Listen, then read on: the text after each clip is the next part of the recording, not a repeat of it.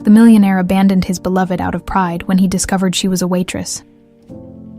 20 years later, he froze seeing her as a customer, accompanied in a luxury restaurant.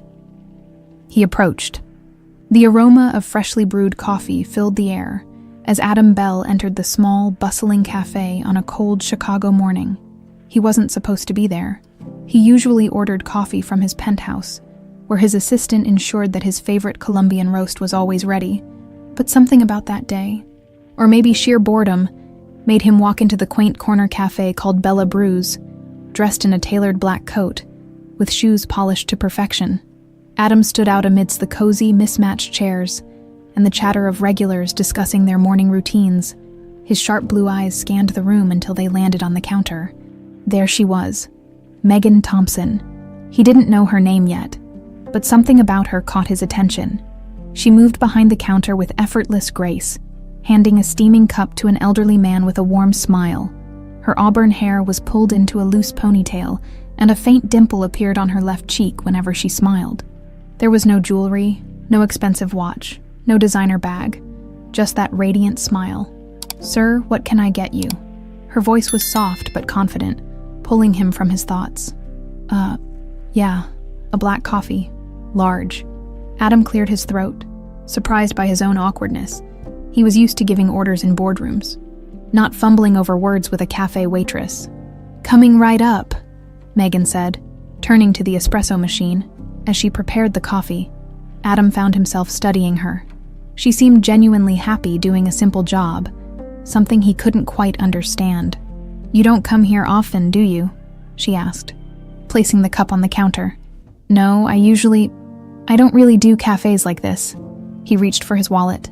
"Let me guess. Office delivery. Fancy labels, overpriced beans." She grinned, and Adam was momentarily speechless. He wasn't used to people talking to him like that. Playful, unfiltered, something like that, he replied, unable to suppress a chuckle. "How much?" $3, she said. He handed her a crisp $20 bill. "Keep the change." Megan arched an eyebrow. "Generous. Call it a good first impression." He turned to leave but hesitated. "What's your name?" "Megan," she said, her smile softening. "And you?" "Adam Bell." The name didn't seem to register with her. She just nodded. "See you around, Adam." He left the cafe with a strange feeling in his chest.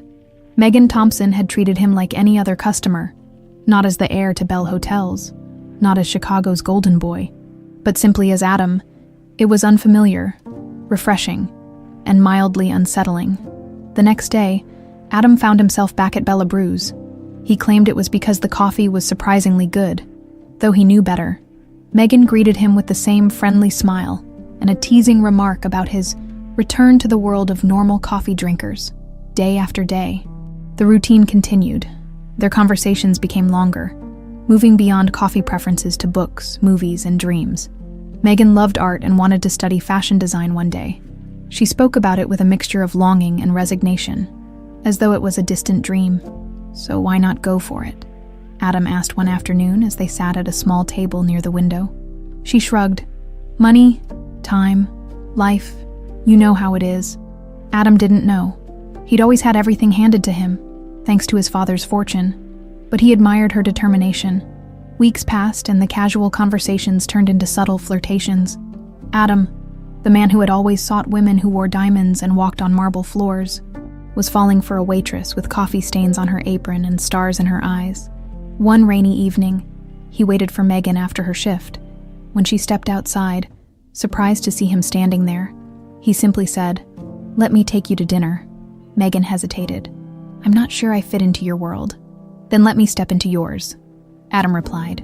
They ended up at a small Italian restaurant she liked, sharing pasta and stories. For the first time in years, Adam felt like himself, not the persona he'd crafted for society.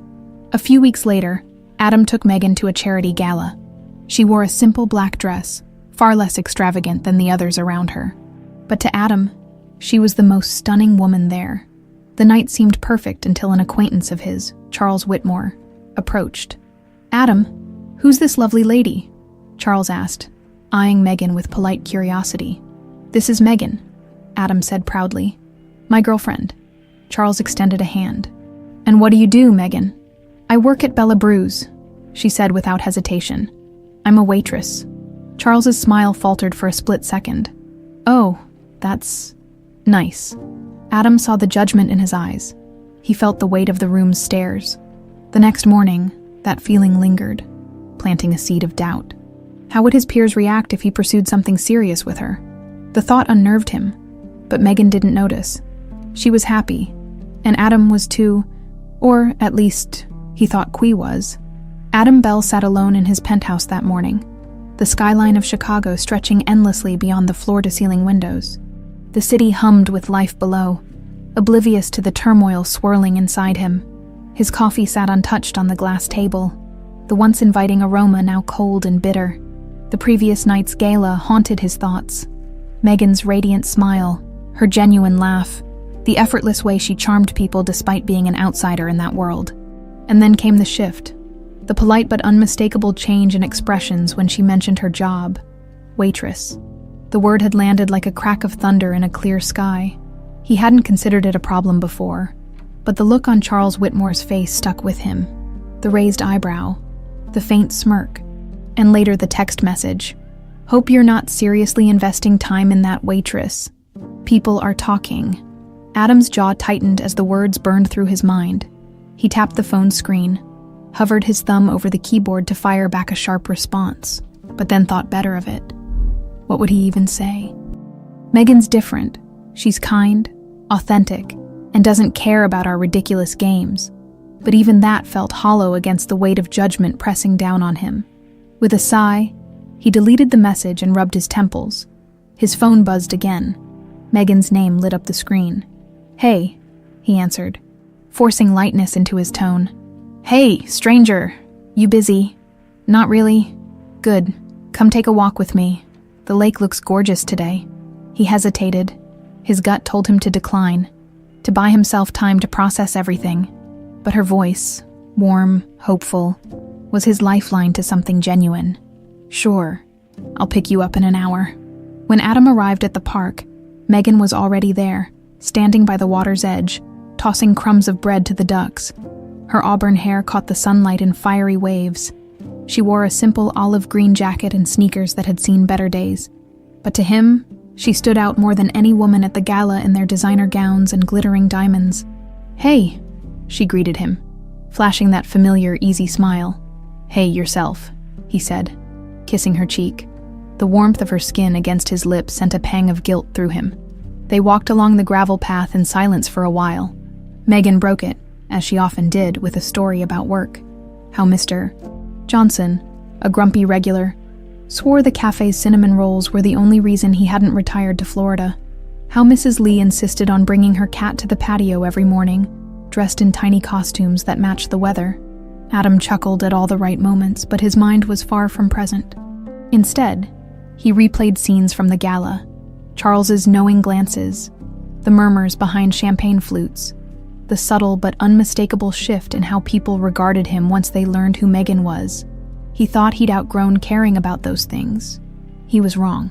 "You're awfully quiet today," Megan said, stopping beneath a willow tree. Her eyes searched his face. "What's going on?" "Just work stuff," he said with a shrug. "The new hotel in Miami. Supply chain issues." "You sure that's it?" "Yeah." He kissed her forehead to punctuate the lie. Megan let it go, but suspicion flickered across her face. The following week, Adam met his father for lunch at Bell Tower, their flagship hotel. Alan Bell was a relic of old wealth, tailored suits, slicked back hair, and a worldview rooted in status and legacy. "So," Alan began, swirling his bourbon. "Charles mentioned your date at the gala." Adam tensed. "Yeah, so, she's different. She's smart, beautiful, and honest," Adam shot back. "That's not what I meant," his father said, voice low. "This family has built its reputation over generations. Appearances matter, Adam. People are wondering what you're doing with a cafe waitress." Adam pushed back his chair with more force than necessary. "I don't give a damn what people think." But he did. His father knew it. Adam left the lunch with the bitter taste of shame in his mouth. That weekend, he invited Megan to dinner at an upscale downtown restaurant. She arrived in a simple navy dress and a shy smile, eyes sparkling with excitement. The hostess raised an eyebrow at Megan's lack of designer accessories, but Megan didn't notice. Adam did. Dinner started well. They laughed, talked, shared bites of pasta, but then came the waiter. Miss Thompson. The waiter greeted her with surprise. I know you from Bella Brews. Yes, you always get the caramel macchiato, Megan said with a friendly smile. The waiter nodded and left. Adam's stomach knotted. The couple seated nearby exchanged curious glances. When they left the restaurant, Adam walked a few steps ahead. Megan jogged to catch up. Okay, she said, voice tight. What the hell is going on with you? Nothing. Adam, stop, you've been weird for days. Just say it. He spun to face her. This doesn't work, Megan. We don't work. Her breath caught. What are you talking about? You and me. Look at us. He gestured between them. I run a hotel empire. You serve coffee. It was fun for a while, but we live in different worlds. Megan's eyes filled with tears. You're serious. I should have seen it sooner, he continued, hating himself more with every word. But I didn't.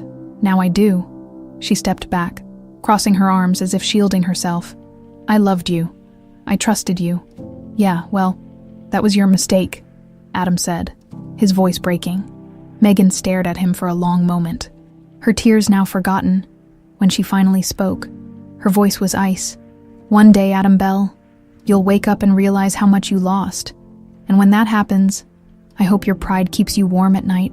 She turned and walked away, shoulders squared, chin high. Adam stood frozen on the sidewalk as rain began to fall. His phone vibrated, another text from Charles. Told you she didn't belong? He deleted it and stared into the dark street. 2 hours later, Megan boarded a train to New York with a single suitcase and a heart shattered beyond recognition. As the train rattled through the night, she placed a protective hand over her abdomen. There, beneath her palm, was a life that would forever remind her of the man who had broken her heart. The rain lashed against the windows of Adam Bell's penthouse, the rhythmic tapping a cruel soundtrack to the emptiness of his surroundings. He sat in the dark, cradling a glass of bourbon, the amber liquid catching the occasional flicker of the city lights outside. His mind, however, was miles away, in a small café with the scent of fresh coffee in the air and the echo of a laugh that no longer belonged to him. It had been 2 weeks since Megan left. 2 weeks since he'd stood on that rain-soaked street and watched her walk away. 2 weeks since he'd uttered words that tasted like poison even as they left his lips. He'd convinced himself it was for the best, that she'd never fit into his world, that he'd saved them both from inevitable disappointment. But late at night, when the weight of silence pressed down on him, all he could see was her face, hurt, disbelieving, resigned. He hadn't been back to Bella Brews since. On some mornings, he'd found himself standing at the corner across from the café, watching through the window like a stranger. The familiar warmth of the place now felt foreign without her presence. One morning, he'd finally summoned the courage to go in, hoping to see her again, to apologize. He wasn't sure. The barista at the counter had looked at him with faint recognition.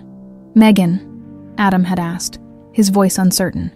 The barista had paused while grinding coffee beans. She left, she said. Moved to New York. Didn't say when or if she'd be back. The finality of it had struck him like a punch. New York. Gone. Just like that. Now, in the dim glow of his penthouse, he swirled the bourbon and tried to drown the memories, but they were relentless. Megan's laugh, her teasing remarks about his fancy world, the way she'd always stood her ground, even when intimidated by the opulence around her. He slammed the glass onto the table, the sound shattering the quiet. He grabbed his phone and scrolled through his contacts until her name appeared. Megan. He hesitated. What could he say? Sorry I called you a waitress? Like it was an insult. Sorry I cared more about appearances than the only person who made me feel human. Sorry I let my father's voice become my own. He pressed the call button. The call went straight to voicemail. He swallowed hard at the sound of her recorded voice. Hi, this is Megan. I'm probably sketching designs or lost in a fashion magazine. Leave a message. A beep followed. His mouth opened, but no words came. He hung up. The days blurred into weeks. Adam threw himself into work, attending endless meetings and sealing multi-million-dollar deals with practiced ease. but no amount of expansion plans or revenue reports could silence the gnawing ache in his chest. One afternoon, while reviewing proposals for a new hotel in Los Angeles, his assistant, Olivia, stepped in. "Mr. Bell, you have a lunch meeting with Mr. Whitmore at the Harbor Club." Adam's jaw clenched. He'd avoided Charles since the gala, but canceling would only invite more scrutiny. "Thanks, Olivia, I'll be there." The Harbor Club was crowded as always, its polished floors gleaming under the soft lighting. Charles Whitmore greeted him with a wide smile and a handshake that lingered just a second too long. "Adam," Charles said, gesturing to the seat across from him. "Good to see you. Been lying low, huh?" "Just working," Adam replied, forcing a neutral tone. The waiter arrived to take their orders. Charles barely glanced at the menu before ordering a steak. Rare. Adam ordered a salad. He had no intention of eating. "So," Charles began after the waiter left, "I heard you and the barista are done." Adam's hand tightened around his water glass. "Megan," he corrected through gritted teeth. "Right. Megan. Cute girl. Shame, though, she seemed attached." Adam leaned forward, his voice low. "What exactly are you getting at, Charles?" "Relax," Charles said, lifting his hands. "I'm just saying, these women, they get attached fast, but you made the right call. Can you imagine introducing her to investors? To potential partners? A waitress?" He chuckled as if the absurdity spoke for itself. Adam's stomach turned. He pictured Megan in her apron, handing cups to regulars with a smile, genuinely enjoying their small stories. He thought of the passion with which she described her dream of designing clothes, how her eyes lit up when she talked about fabrics and silhouettes. And then he saw his own reflection in the window behind Charles. The same smug arrogance he'd despised in his father stared back at him. He stood abruptly, the chair legs scraping against the marble floor. "Enjoy your steak, Charles." "Adam," Charles started, but Adam was already gone. Outside, the crisp autumn air hit him like a slap. He loosened his tie and walked without direction, his thoughts racing. He'd thought he'd buried his past with Megan beneath layers of ambition and ego. He was wrong. The shame of what he'd said to her burned deeper now, paired with the realization of what he'd become. A man who prioritized reputation over love. His phone buzzed. A notification from one of his hotel managers in New York. The Midtown property needed his approval for renovations. New York. His heart skipped a beat. Without giving himself time to second guess, he opened a travel app and booked the next flight to JFK. He didn't know what he'd say when found her. Maybe she wouldn't even listen. But if there was one thing he knew now, it was this. He couldn't keep living with the weight of his regret. Megan Thompson stood by the window of her small Manhattan apartment, watching the city pulse with life below. The faint hum of sewing machines filled the room, where sketches of dresses and fabric samples lay scattered across a work table. Her belly, still flat but already precious, was protected by the hand she rested on it. She hadn't cried in days. The tears had run dry during the endless train ride from Chicago. Now there was only resolve. She would build a life here. For herself. For her child. Her phone buzzed on the table.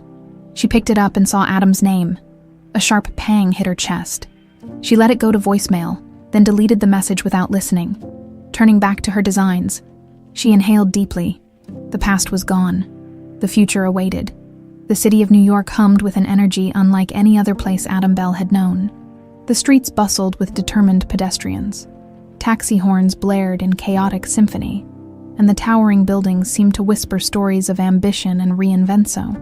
Yet, as his black sedan glided through the avenues toward his hotel, Adam's mind was elsewhere, on a woman he hadn't seen in almost 2 years and a truth he couldn't ignore. Megan Thompson was here, in this city, building a life he had once deemed impossible for her, and somewhere in this maze of concrete and dreams, she was raising a child he never knew existed. His child.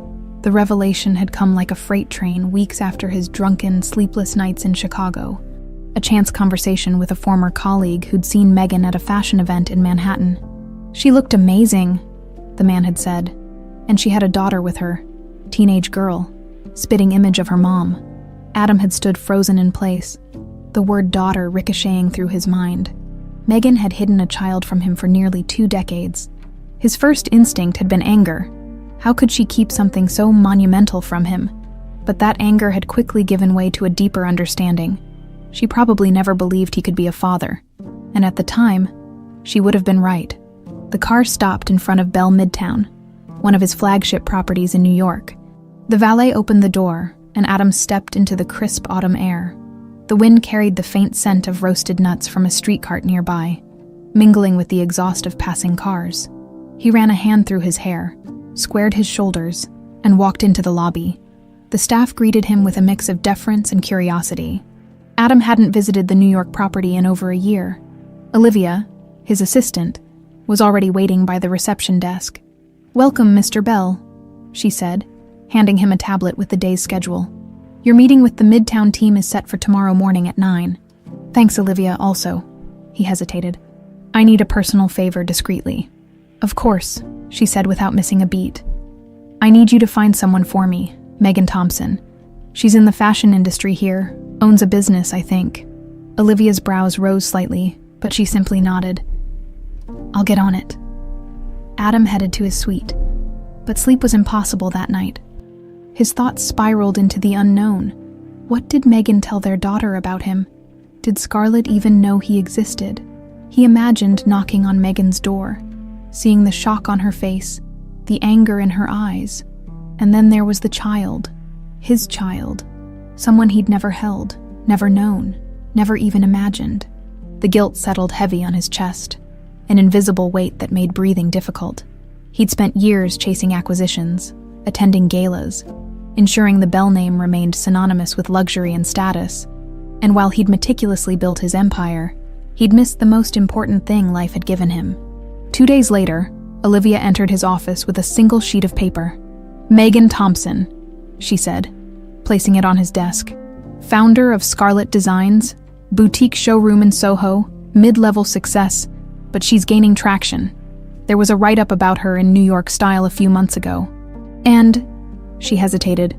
"And what?" Adam's voice was taut. "She has a daughter, Scarlett Thompson, 19, studying fashion design at Parsons." Adam exhaled slowly. Scarlett. He let the name settle, the syllables unfamiliar but immediately precious.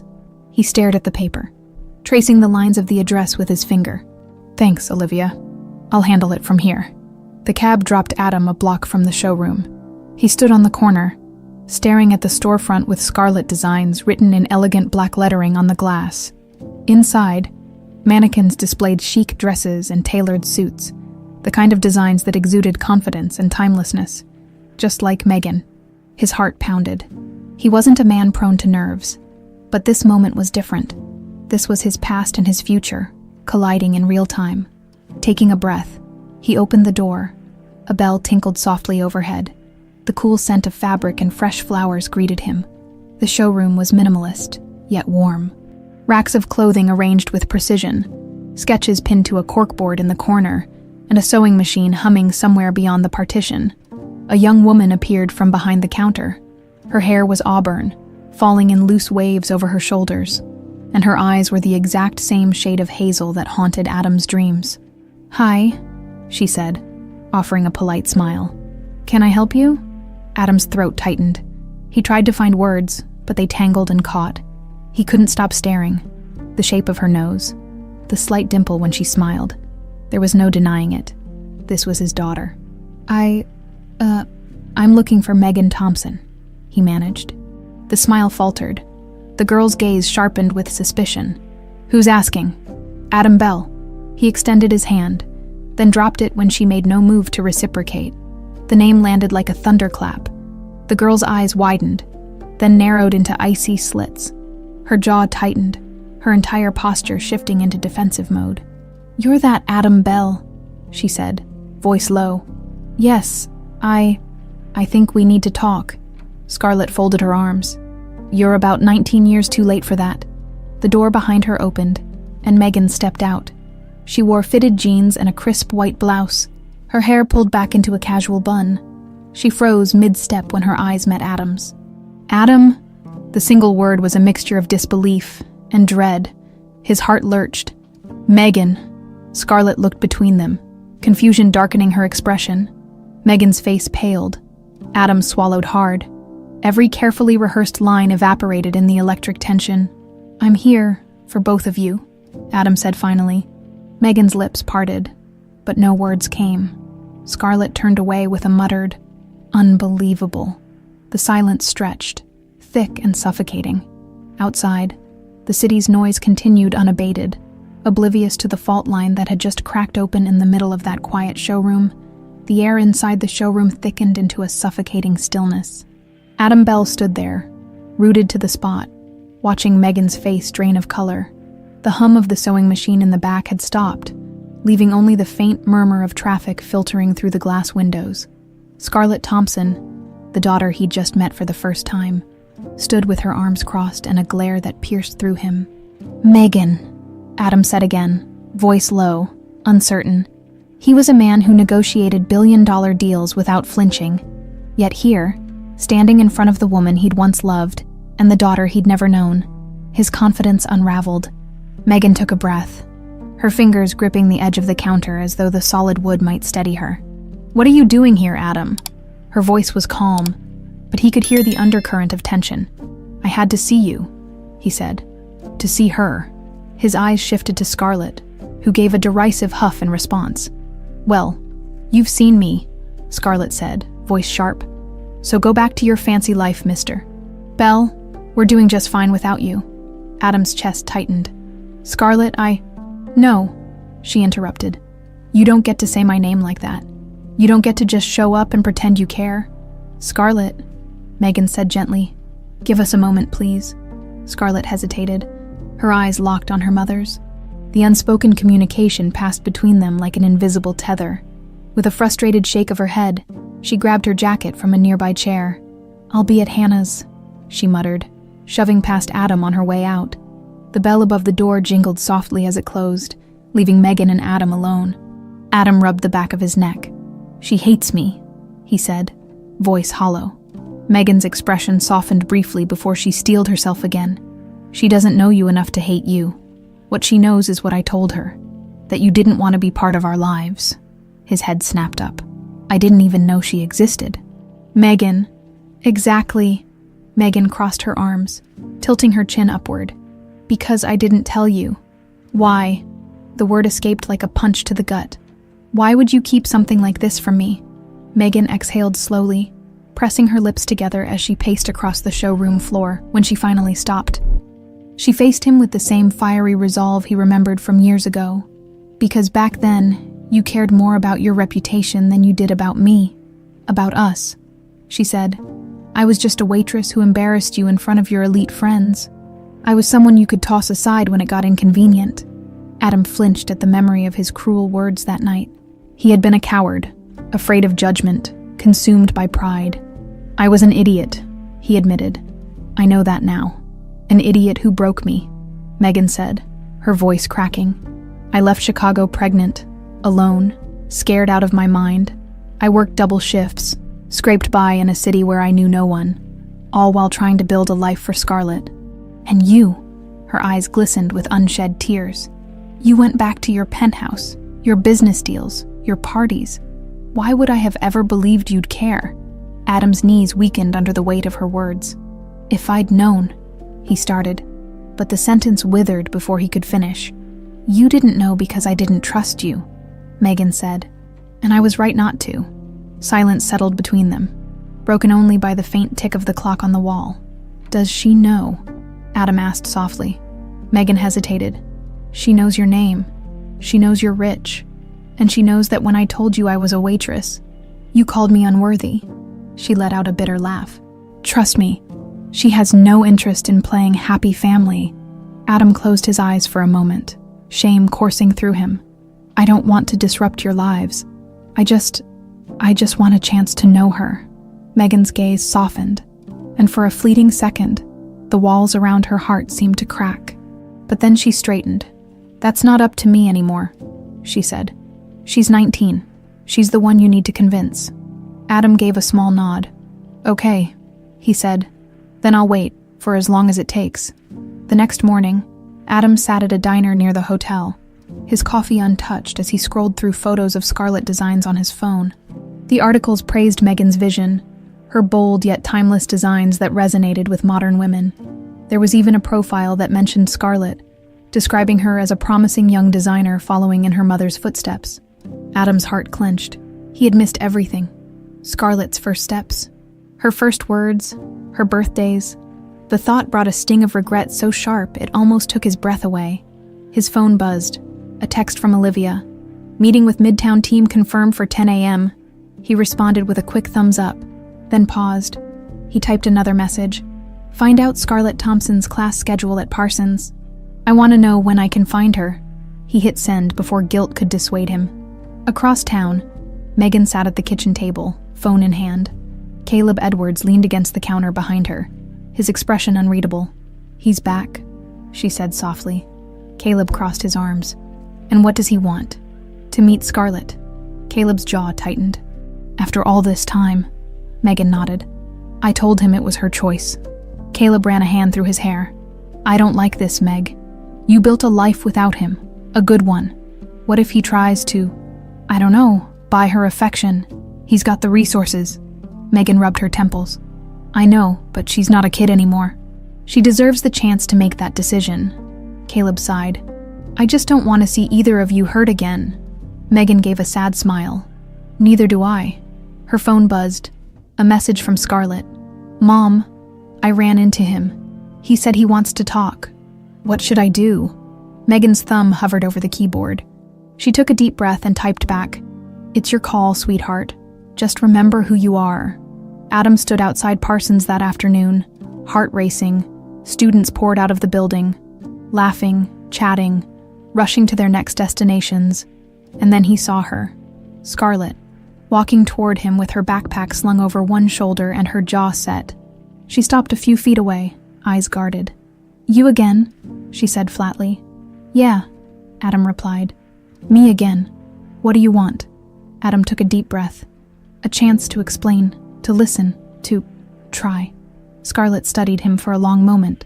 Then, with a sigh, she gestured to a bench nearby. Fine, she said. But don't expect me to go easy on you. Adam managed a faint smile. I wouldn't dare. As they sat down, he realized this was the moment that could change everything, or leave him with nothing.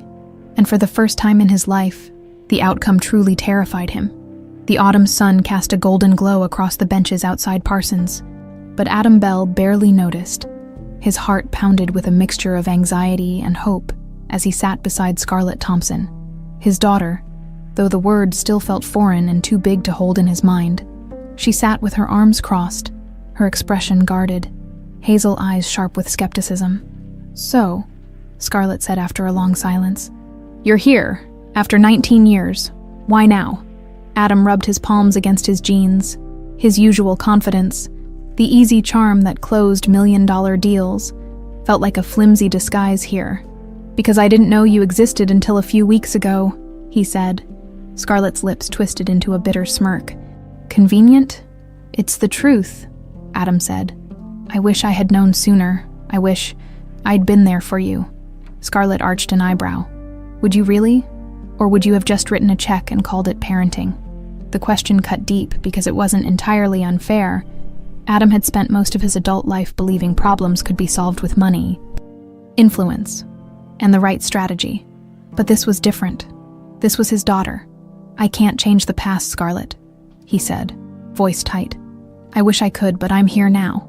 Scarlett leaned back against the bench, tilting her face toward the sun. Her jaw twitched, betraying the emotion she fought to conceal. Mom told me what happened, she said after a moment. How you looked down on her. How you cared more about what your rich friends thought than about her. About us. Adam flinched. I was an arrogant, selfish idiot back then, he admitted. I hurt your mom, and if you hate me for that, I get it. I really do. But I'm not that guy anymore. Scarlett didn't respond. Her silence hung heavy between them as students passed by, their laughter a stark contrast to the tension on the bench. Adam took a shaky breath. I know I have no right to ask for anything, he continued, but I'd like a chance to get to know you. No expectations, just a chance. Scarlett stared at him for a long time. Finally, she uncrossed her arms and stood. I'll think about it, she said, turning on her heel and walking away without another word. Adam sat there long after she disappeared into the crowd, his heart oscillating between hope and dread. Megan Thompson paced her apartment later that evening, her phone buzzing in her palm, as Scarlett's name lit up the screen. "Hey, sweetheart," she answered. "How did it go?" "I talked to him," Scarlett said, her voice flat. "He says he wants to get to know me." Megan's throat tightened. "And how do you feel about that?" "I don't know," Scarlett admitted. He seemed nervous, weirdly human for someone so rich and powerful. Megan allowed herself a faint smile. "He's always been human, Scar. Just not very good at showing it." There was a long pause. "I told him I'd think about it," Scarlett said. "But honestly, I don't know if I want him in my life." "That's your decision to make," Megan said softly. "No pressure from me." "Yeah," Scarlett hesitated. "But part of me is curious." Megan closed her eyes, her heart aching with the complexity of the situation. "Then maybe give him a chance. Just be careful, okay? Always." After hanging up, Megan stood by the window, her thoughts drifting to the man she'd once loved and the scars he'd left. Could people really change? Or was this just another polished act from Adam Bell? The next morning, Adam sat in his hotel suite, staring at his phone. His thumb hovered over Scarlett's number, but he didn't dare call. He knew this had to happen on her terms. The phone buzzed in his hand. A text message popped up. "Hey, I'm free Saturday afternoon if you want to meet for coffee. Just coffee, don't get weird." Adam exhaled, relief washing over him. He typed back, "Sounds perfect, I promise no weirdness." The response came back almost immediately. "We'll see." Adam couldn't stop the grin that spread across his face. Saturday arrived with a crisp breeze and a bright sky. Adam arrived at the café 20 minutes early and chose a table by the window. He tapped his fingers on the table, glancing nervously at the door every few seconds. He hadn't felt this anxious since his first big business pitch at 25. Scarlett walked in exactly at 3 o'clock. She wore ripped jeans, sneakers, and a cropped sweater, her hair falling loose around her shoulders. Adam stood but quickly sat down again when she gave him a wary look. "Hey," he said, smiling. "Hey," she replied, sliding into the chair across from him. "You look like you're about to pass out." "I feel like it," Adam admitted. "This is kind of a big deal for me." Scarlett's lips twitched. "Relax. It's just coffee." They ordered drinks, and when the waitress left, Scarlett toyed with her spoon. "Okay, let's cut to the chase. Why do you suddenly care now?" Adam leaned forward, resting his elbows on the table. "Because you're my daughter, and because when I found out you'd been out there all these years, it hit me like a freight train. I missed everything, and that's on me. I let my pride destroy something good once. I won't make that mistake again." Scarlett watched him carefully. "Mom says you were really mean to her." "I was," he said without hesitation, "and I've regretted it every day since." Scarlett's eyes flicked downward. "She cried a lot when I was little," she said quietly. "I remember her holding me and crying at night. She tried to hide it, but I knew." Adam's throat tightened. "I'm so sorry," he whispered, "for everything I did that made her cry, and for not being there when you needed me." Scarlett swirled the foam in her cappuccino with her spoon. "Why were you like that? So snobby?" Adam gave a humorless laugh. "I was raised to believe that status mattered more than people. My father drilled that into me from the time I was a kid. I bought into it until I met your mom." "Did you love her?" Adam's heart ached at the question. "Yeah," he said softly. "More than I knew at the time." Scarlett seemed to accept the answer.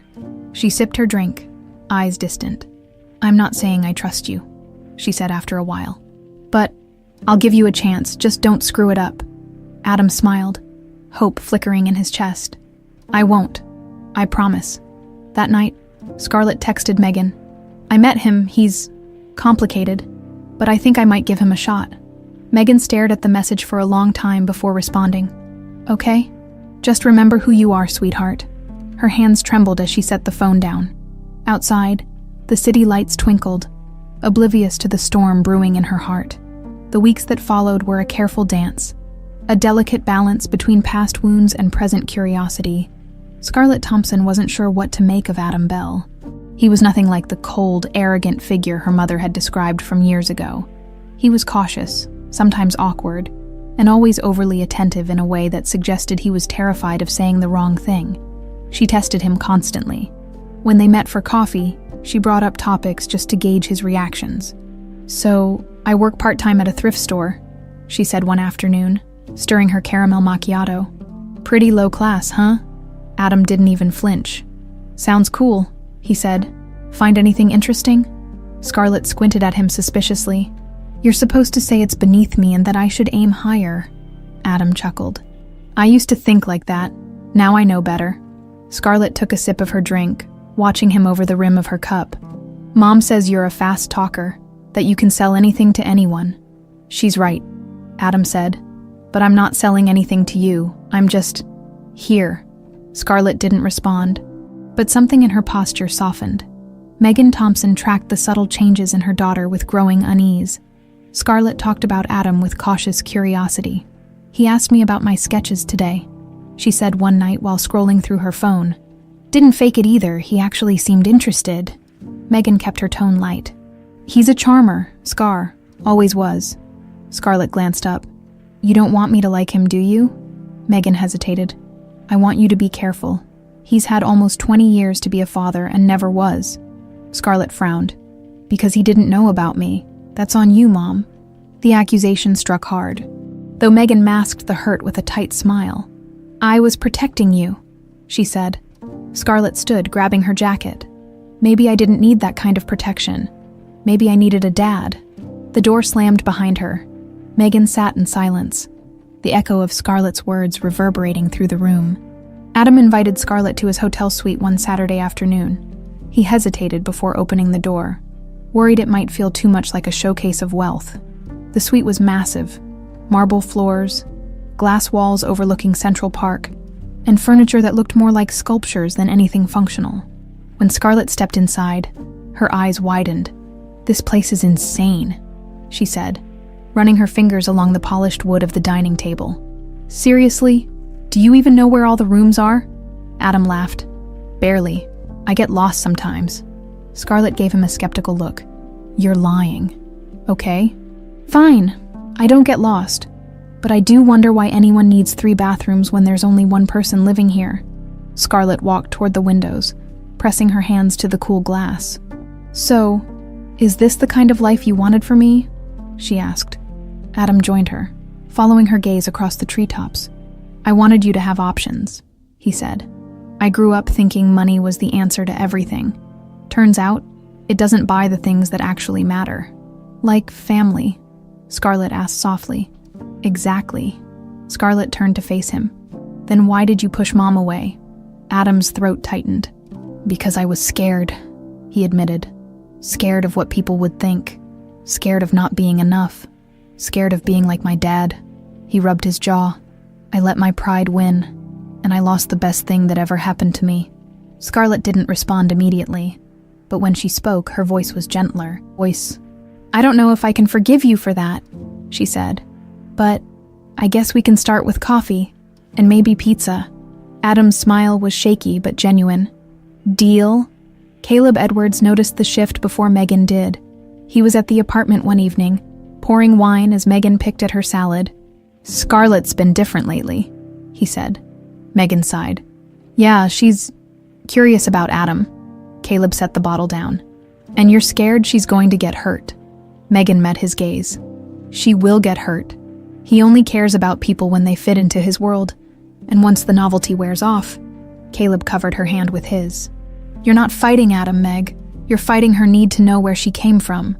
Megan swallowed hard. "What if she decides she likes his world better than ours?" Caleb squeezed her hand. "Then you'll remind her where home really is." Adam and Scarlett's meetings became more frequent. They explored bookstores in the village, where Scarlett teased him mercilessly for his lack of fiction knowledge. They strolled through Central Park while she sketched dresses inspired by passing joggers. Slowly, the walls she'd built began to crack. One day, they passed a street vendor selling hot dogs. Scarlett stopped abruptly. "Okay, confession time," she said. "I've never had one of these." Adam's eyes widened. "Seriously, no hot dogs. That's practically a crime in New York." "Mom always said street food was questionable at best," Scarlett air-quoted dramatically. Well, today we break the rules. Adam bought 2 hot dogs and handed her one. Brace yourself. This will change your life. Scarlett took a cautious bite. Her eyes widened. Okay, I regret nothing. This is amazing. Adam laughed. Sometimes the best things are the simplest. Scarlett wiped mustard from her chin. So, if you hadn't been such a snob, do you think you and Mom would have made it? Adam's smile faded. I like to think so, your mom's.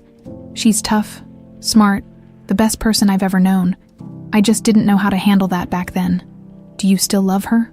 Scarlett asked. Adam froze. The answer lodged in his throat. I'll always care about her, he said carefully. Scarlett tilted her head. That wasn't a no. Adam shook his head, chuckling. You ask hard questions. You're the one who showed up after 19 years, buckle up, Dad. The word hit him like a jolt of electricity. She hadn't said it sarcastically. She just said it. Did you just call me Dad? He asked.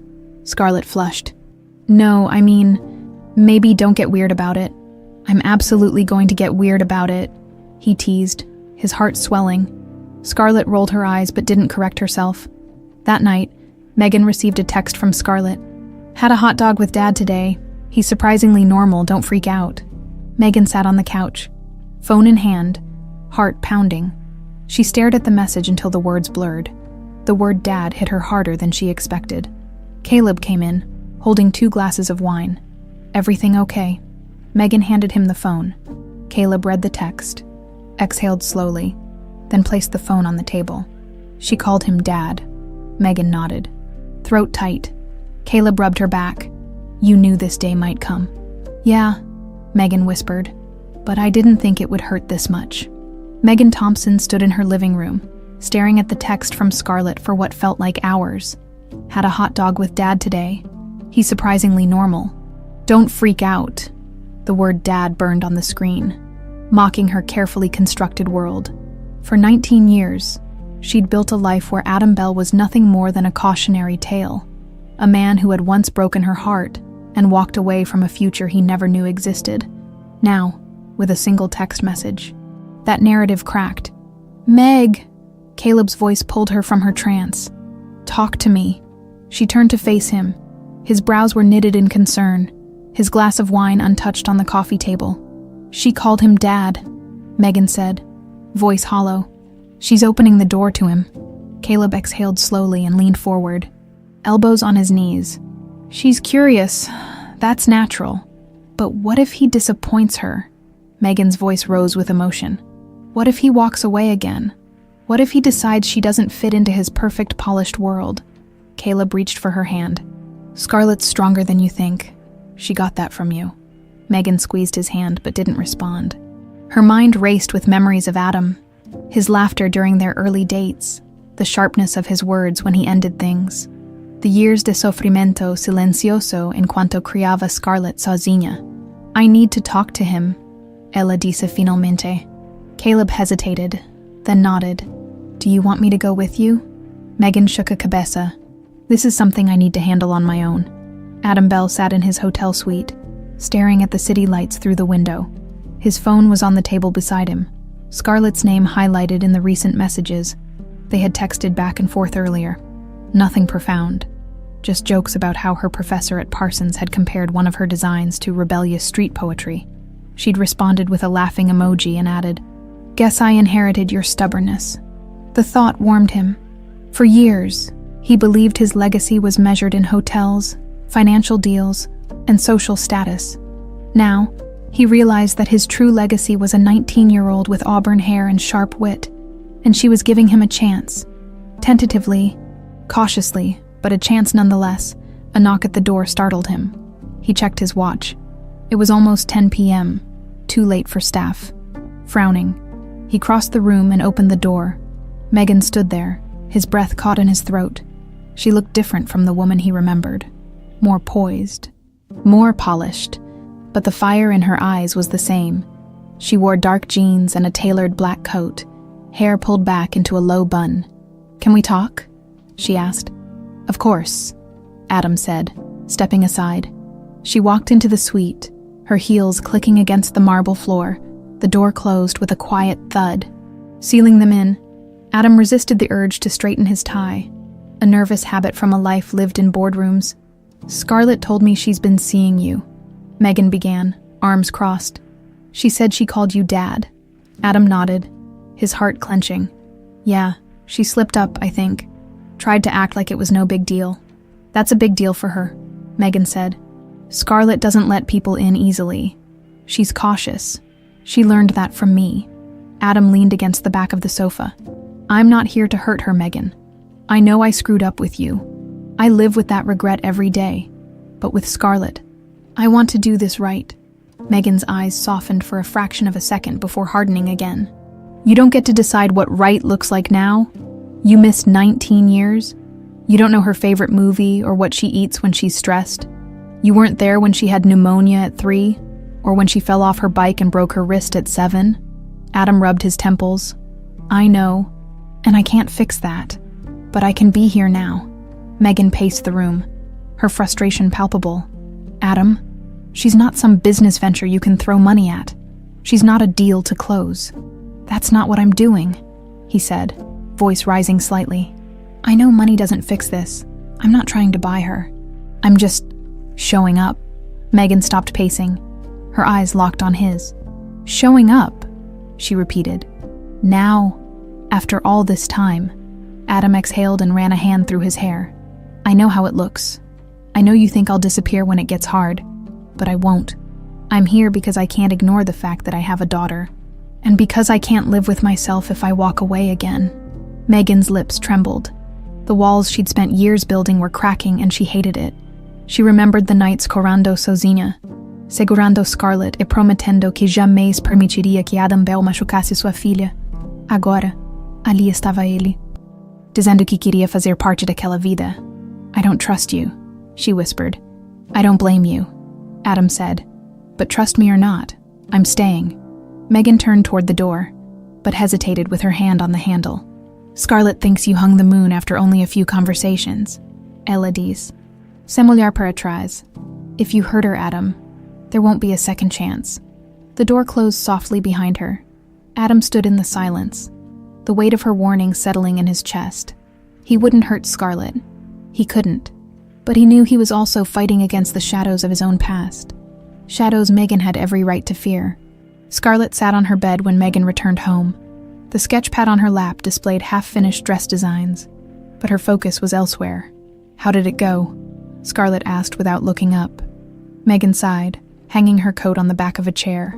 "We talked, and he says he's here to stay." Scarlett bit her lip. "Do you believe him?" Megan hesitated. "I don't know. People don't change easily, but he seems sincere." Scarlett set the sketchpad aside. "I think he is." Megan sat beside her daughter. "Just promise me you'll be careful, okay? Give him time to prove himself before you let him in completely." Scarlett leaned into her mother's side. "I will. But Mom..." "Yeah." Scarlett hesitated. "I want to get to know him. I want to understand that part of me." Megan kissed the top of her daughter's head. "I know, sweetheart.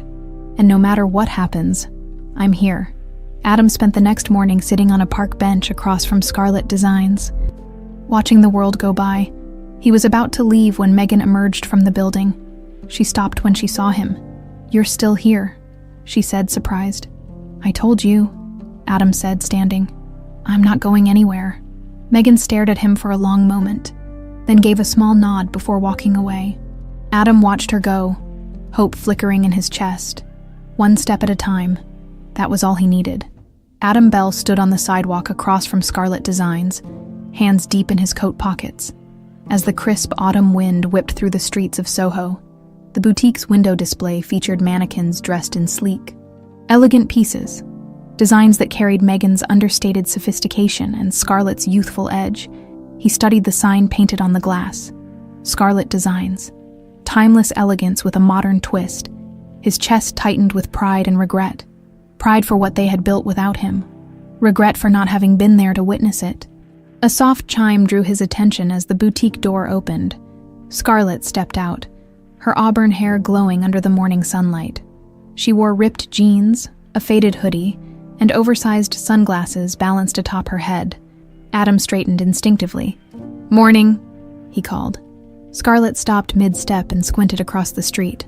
Recognition dawned, and her lips curved into a small, guarded smile. "You're early," she said as she crossed to meet him. "You said 10. It's 9:45. Early is better than late, right?" Adam replied. Scarlett gave a half shrug. "Depends. In fashion, if you're early, you're desperate. If you're late, you're important," she smirked. "I guess you missed the memo." "Noted," Adam said with a laugh. "So, what's the plan today? You mentioned a fabric market." "Yeah, Mom always buys from the same suppliers, but I want to explore new ones. See if we can find fresh textures, better prices, but..." Scarlett hesitated. "It's a bit of a trek. You sure you want to come?" Adam smiled. "Scarlett, you could say we're going to a cave to look at rocks and I'd still go. Lead the way." The fabric market was a sensory overload. Bolts of cloth in every imaginable color, the hum of sewing machines from nearby shops, and vendors calling out prices with practiced enthusiasm. Scarlett wove through the maze of stalls with purpose, occasionally stopping to run her fingers over velvet, silk, or wool. Adam followed, trying to keep up with her rapid assessments. "What are you looking for exactly?" he asked. "Textures that tell a story," Scarlett said without turning. "Like this." She paused at a bolt of deep emerald satin and ran her hand along its surface. "Feel it," Adam obeyed, surprised by the cool, smooth texture beneath his fingers. "It's nice," Scarlett grinned. "Nice. That's the best you can do. This feels like moonlight on water. It screams evening gala with a twist." "Moonlight on water, huh?" Adam said, impressed. "Sounds like you inherited more than just my stubbornness." Scarlett's eyes twinkled. "Maybe Mom says creativity skips generations, though. So maybe it's all her."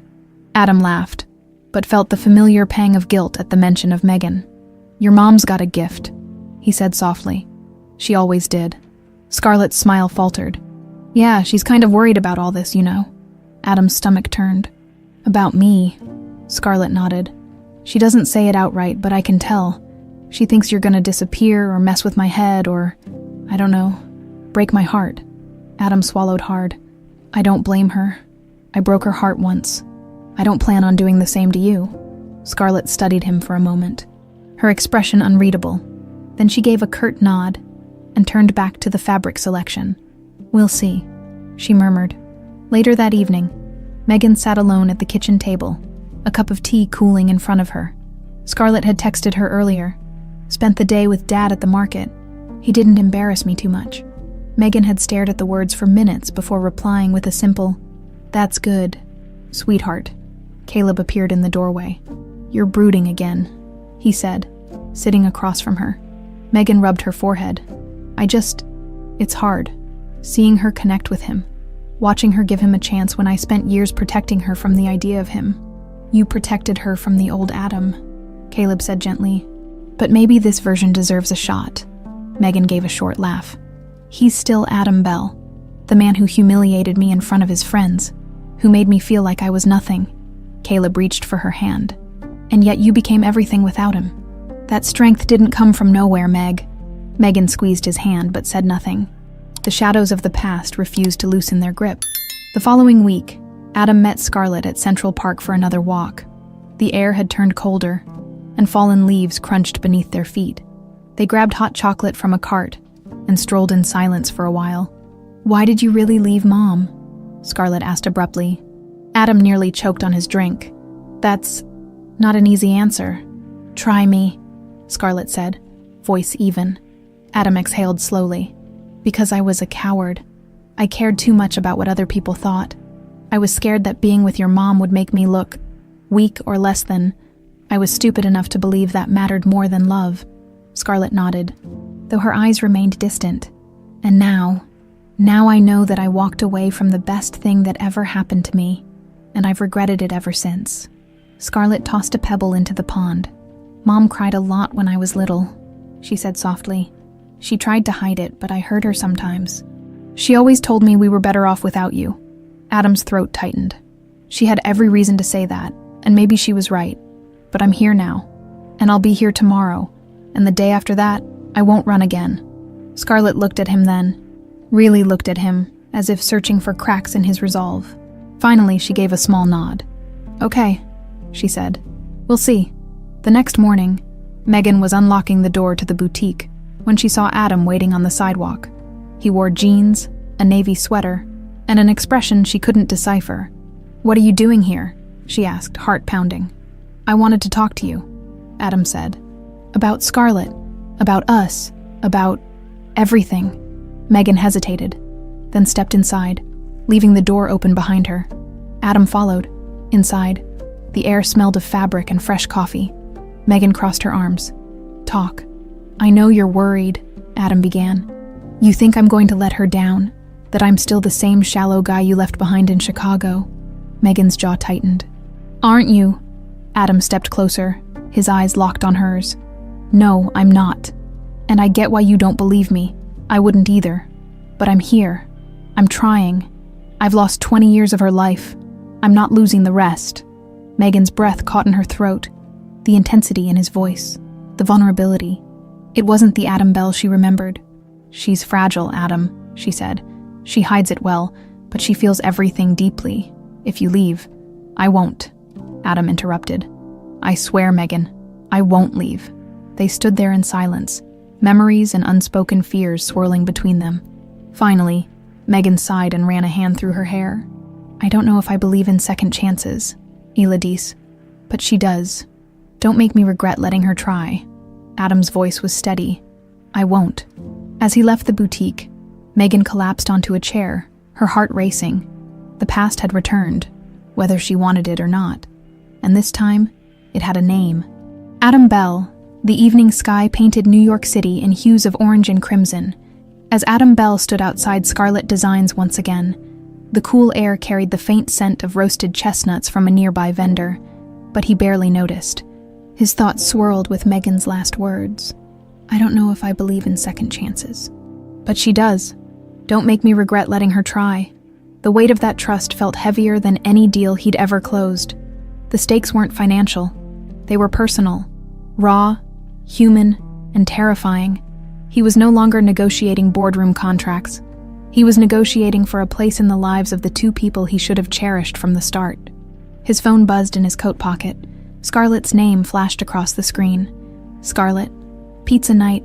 I know a place that puts honey on the crust. Sounds weird, but it's amazing. You in?" Adam's lips curved into a smile. "Adam, honey on pizza sounds like a crime, but I'm in." The response came immediately. "Be there in 20. Bring your weird dad jokes." His heart skipped a beat at the word dad. She used it casually now, more often than not. And each time, it landed with a mixture of joy and disbelief. They met at a tiny pizza joint in the East Village. It was small, noisy, and nothing like the polished restaurants Adam usually frequented. But Scarlett greeted the staff like family and ordered without looking at the menu. "So," she said after taking a bite of her honey-drizzled slice, "did you practice your dad jokes like I told you?" Adam wiped his mouth with a napkin.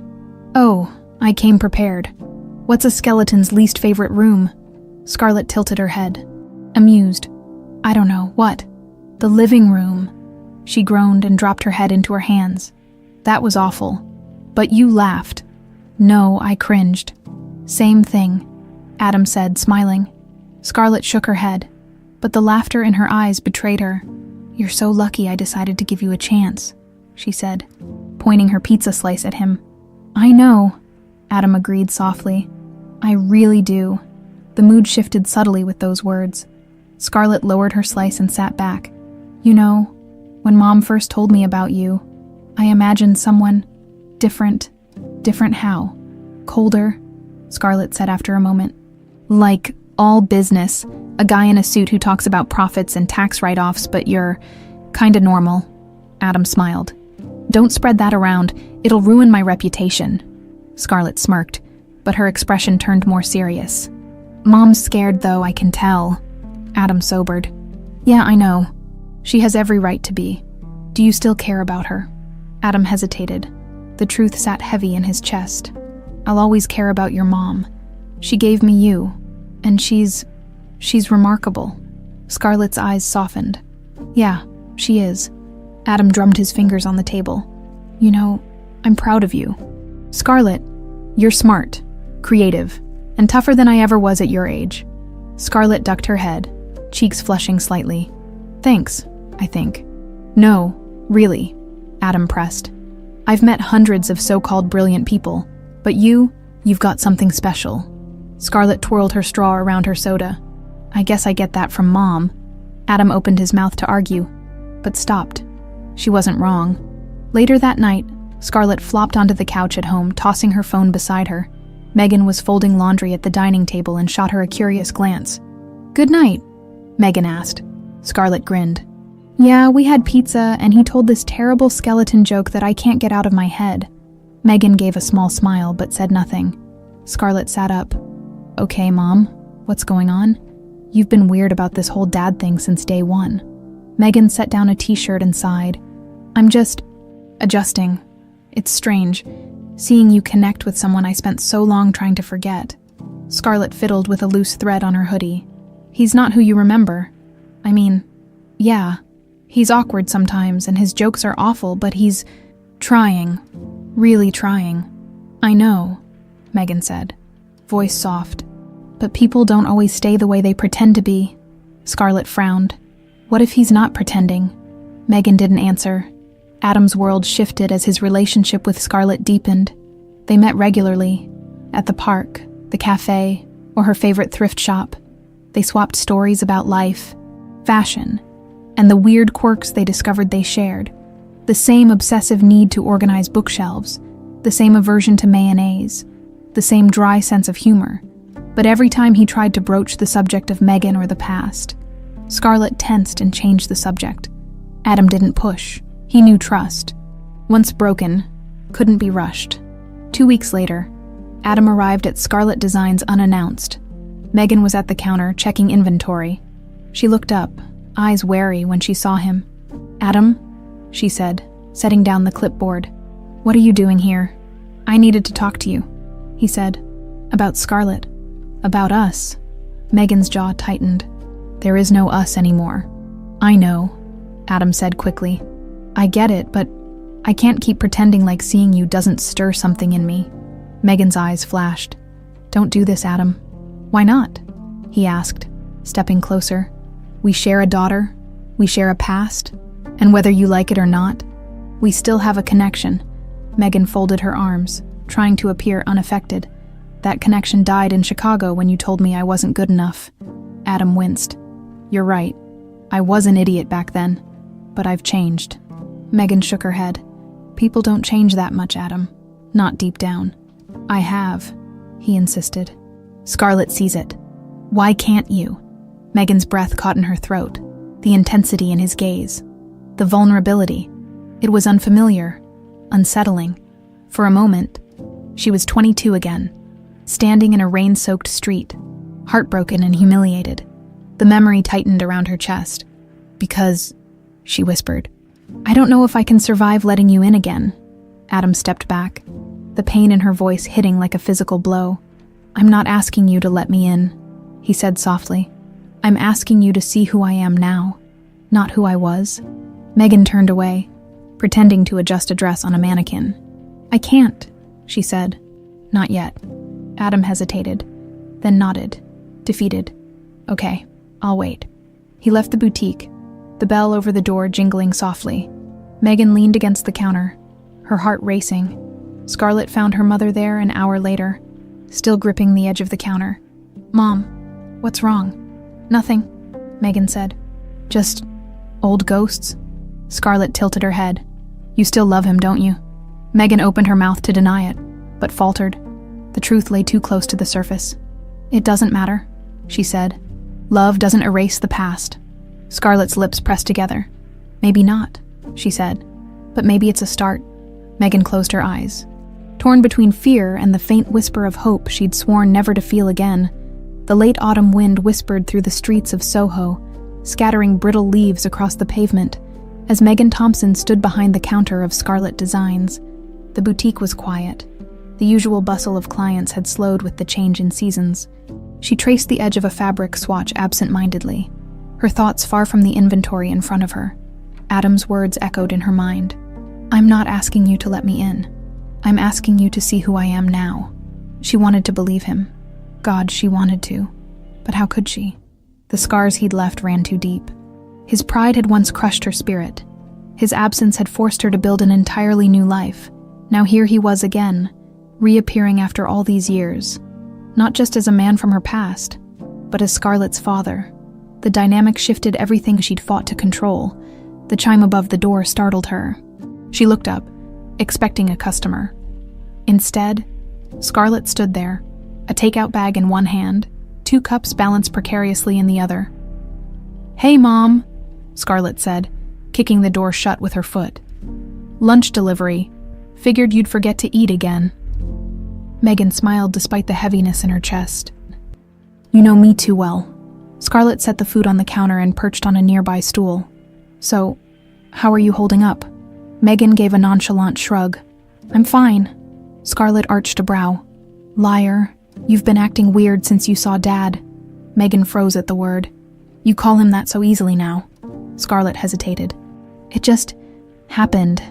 I didn't plan it. It felt right." Megan's heart clenched.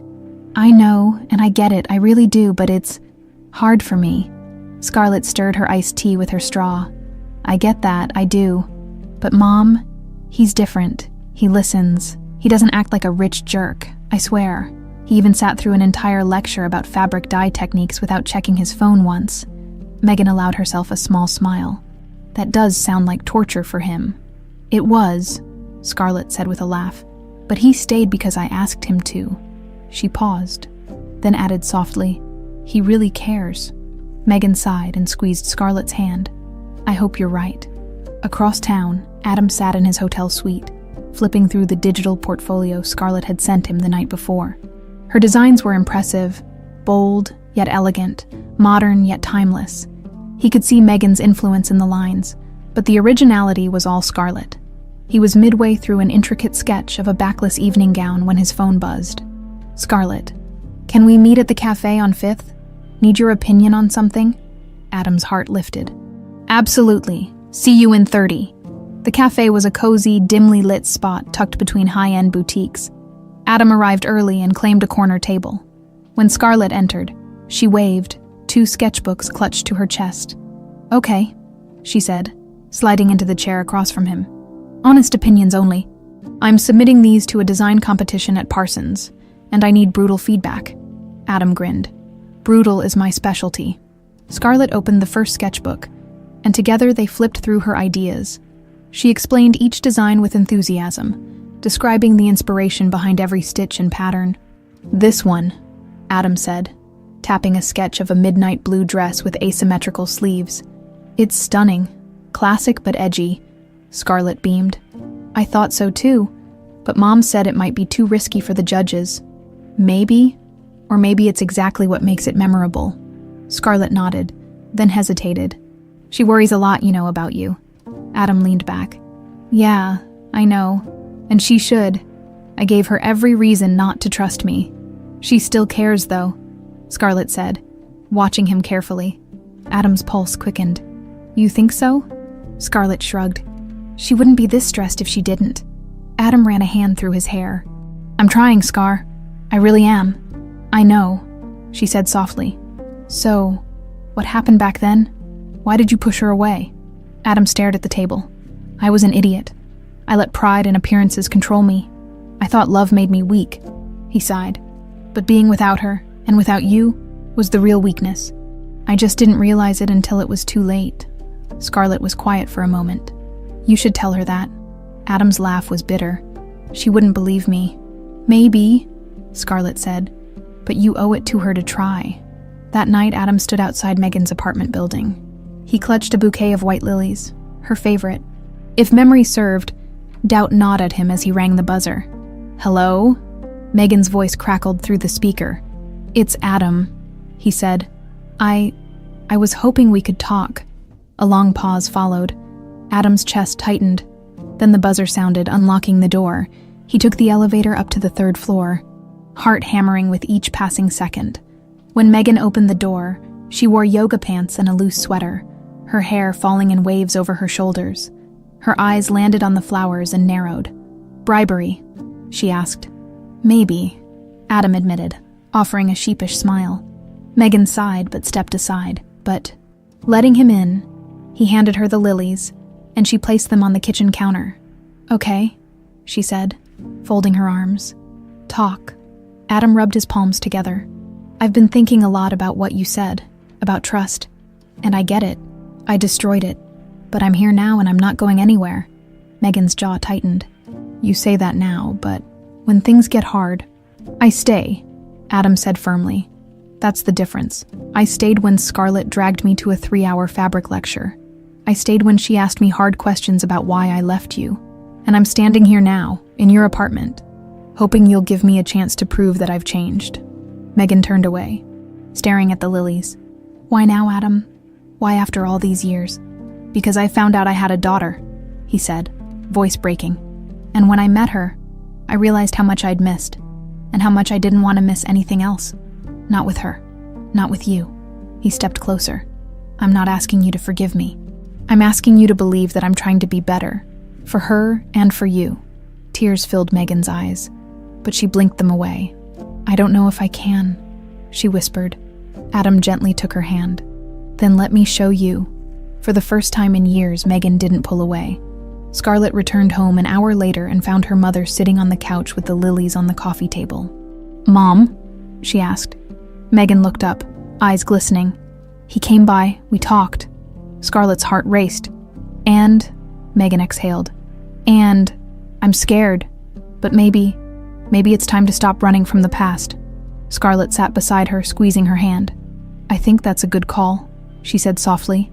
Outside, the wind rattled the windows, but inside, hope stirred for the first time in years. The early morning sun cast soft, golden beams through the kitchen window as Megan Thompson stirred cream into her coffee. The spoon clinked softly against the porcelain cup, a steady rhythm that did little to soothe the storm brewing inside her. Across the table, Scarlett scrolled through her phone, occasionally glancing up to steal a curious look at her mother.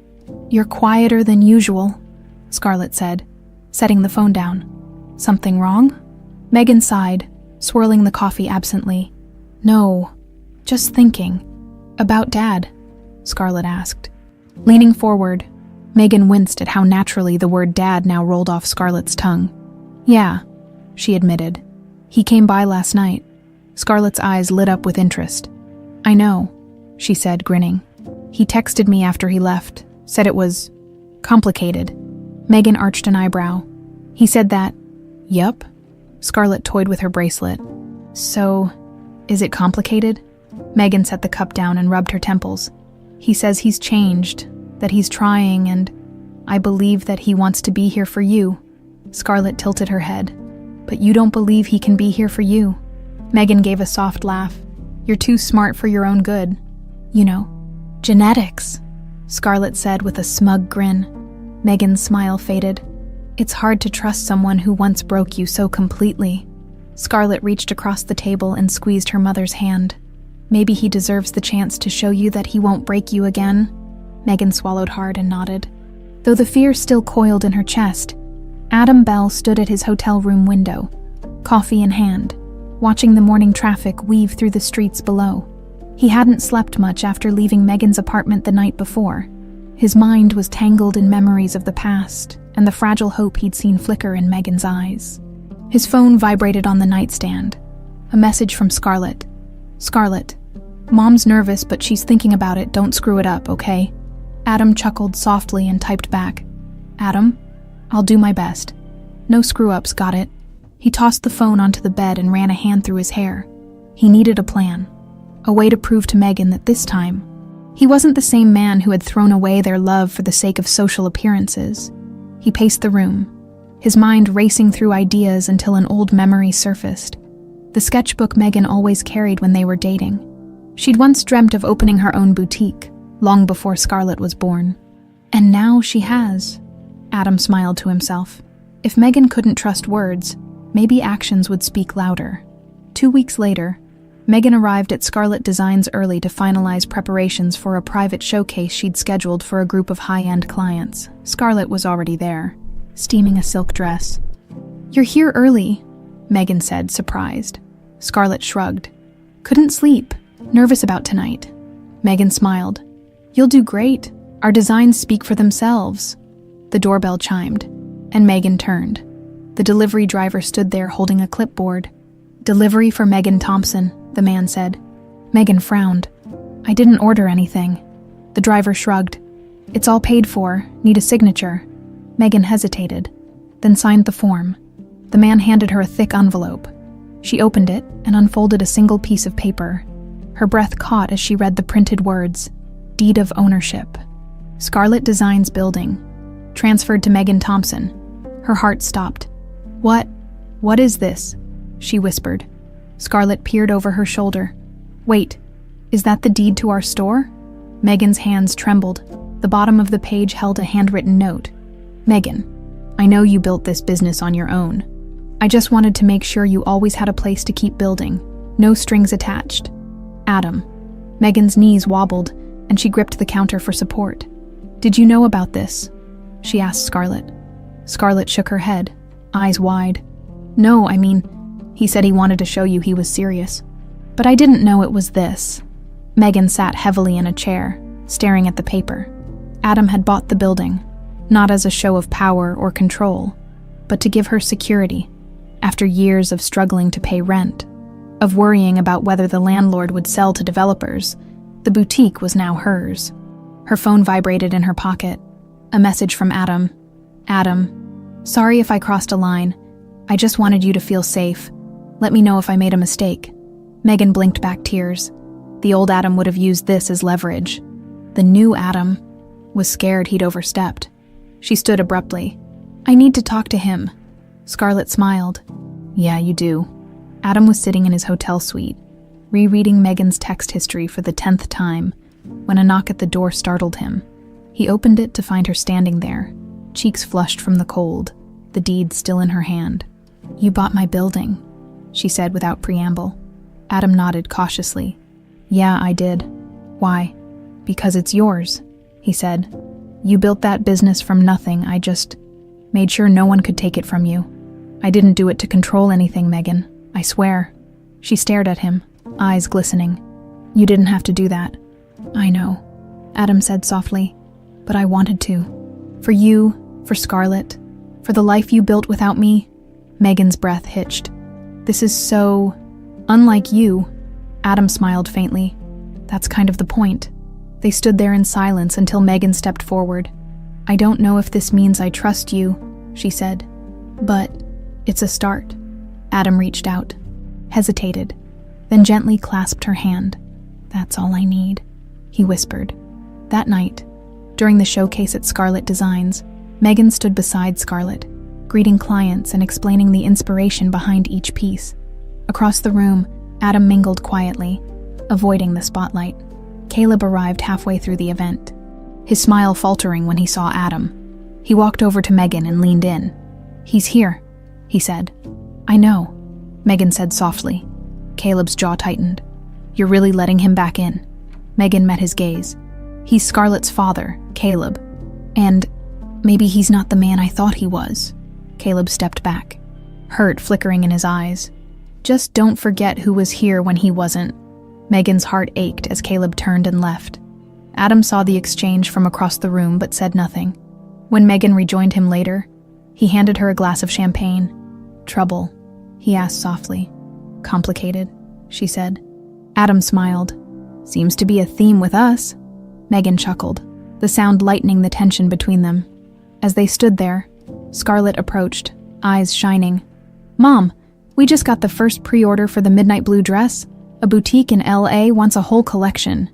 Megan's eyes widened. "Are you serious?" Scarlet nodded. "Dead serious." Adam raised his glass. "To the future of Scarlet Designs," he said. Megan and Scarlet clinked their glasses with his. For the first time in years, Megan felt the weight of the past loosen its grip. But across town, Caleb Edwards sat in a bar nursing a drink. His jaw tight and his mind racing. Adam Bell was back, and Caleb wasn't about to let him win so easily. The crisp winter air bit at Adam Bell's cheeks as he stepped out of Scarlet Designs late that evening. The boutique's interior lights glowed behind him, casting soft shadows onto the sidewalk. Through the glass, he could still see Megan and Scarlet laughing as they wrapped up the final details from the successful showcase. Adam lingered for a moment, hands deep in his coat pockets. taking in the image of something he'd never thought he'd witness. A glimpse of family, of belonging. His phone buzzed. Dragging him from the moment, he pulled it out and saw a message from Olivia. His assistant, Olivia. Reminder, board wants a decision about the European expansion. They expect you at the shareholder meeting next week in Chicago. Adam exhaled slowly. Chicago, the city where everything had started and ended so many years ago. He hadn't been back in over a decade. The thought of returning stirred old memories, bitter and sharp. But the bigger worry was leaving New York now. Not when things with Scarlett were finally stabilizing. Not when Megan had begun cautiously to let down her guard. Adam, I'll get back to you in the morning. He slipped the phone back into his pocket and crossed the street toward his hotel. But just as he reached the corner, he noticed a figure leaning against a lamppost watching the boutique. Adam's steps slowed. The man was tall, dressed in a dark coat, and even in the dim light, the set of his jaw was familiar. Caleb Edwards. Adam stopped a few feet away. Long night? He asked casually. Caleb straightened. Could say the same about you. Just helping Megan and Scarlett with the showcase, Adam said. Caleb's lips twisted into a smirk. Yeah, I heard. Big success, congrats. Adam raised an eyebrow. You sound less than thrilled. Caleb pushed off the lamppost and took a step closer. I've been here for years, Adam, watching out for them, supporting them when you were nowhere. And now you waltz in and expect everything to fall into place, like some hero who just discovered he cares. Adam's jaw clenched. I don't expect anything. I'm here because Scarlett deserves to know me. And because Megan deserves more than the ghost of who I was. Caleb gave a hollow laugh. You think you've changed, but trust me, people like you don't change. You get bored, or something more interesting comes along, and when it does, you'll leave them again. Adam's hands fisted in his coat pockets. I'm not going anywhere. Caleb stepped closer, voice low. We'll see about that. The next morning, Adam sat at the small table by his hotel room window, sipping black coffee and staring at his phone. The meeting in Chicago loomed, and Caleb's words echoed in his mind. You'll leave them again. Would Megan think the same if he left for even a few days? Would Scarlett? He opened his text messages and hovered over Megan's name before he could type. His phone rang. Scarlett? He answered immediately. Hey, kiddo, he said, forcing a lighter tone into his voice. Morning? Scarlett chirped. Mom's freaking out about the LA order. She says it's a good problem to have, but also might cause supply chain migraines. Adam laughed. Sounds like her. Yeah, anyway. Want to come help us figure it out later? Mom promised to bribe us with pastries. I'm in, Adam said. See you soon. When he arrived at the boutique, Megan stood by the sewing station, biting her lip as she studied fabric samples. Her hair was loosely tied back, a pen tucked behind her ear. The sight made Adam's heart ache with familiarity. Good morning, he said, stepping inside. Megan turned, startled. Oh, hey, didn't hear you come in. Scarlett appeared from the back. Okay, here's the deal, she said, waving a clipboard. The LA boutique wants 20 pieces in 6 weeks. Mom thinks it's impossible. I think we can do it if we find a second supplier. Adam grinned. Sounds like you're already running the place. Obviously, Scarlett said. So, you up for a supply chain brainstorm? Absolutely, Adam said, pulling up a chair. The next 2 hours passed in a blur of discussions, sketches, and supplier lists. Scarlett led most of the conversation, occasionally tossing sarcastic remarks Adam's way. Megan, meanwhile, observed quietly, her eyes softening whenever Adam encouraged Scarlett's ideas as the meeting wrapped up. Scarlett's phone buzzed. She glanced at it and groaned. Ugh, study group. Gotta go pretend I care about history. She hugged Megan, gave Adam a playful salute, and dashed out. The boutique grew quiet. Adam shifted awkwardly. She's amazing, he said. Megan smiled. Yeah, she is. Silence stretched between them. Finally, Megan broke it. So, Caleb mentioned he saw you last night. Adam's stomach tightened. Yeah, we had a little chat. Megan's eyes narrowed. He said you argued. We did. He thinks I'm going to hurt you and Scarlett. Megan sighed, running a hand through her hair. Caleb's been protective ever since he helped me start the business. He's like family. Yeah, Adam said. I get that, but it felt more personal than that. Megan hesitated. He had feelings for me once. Adam's pulse quickened. Once? She met his gaze. I never let it go anywhere. He knew I wasn't ready, and honestly, I'm still not sure what I'm ready for. Adam nodded slowly. I'm not pushing, I just want you to know I'm here for Scarlett. For you. For as long as you let me. Megan's lips parted as if to respond, but then her phone rang. She glanced at the screen and frowned. It's our supplier. Sorry, I need to take this.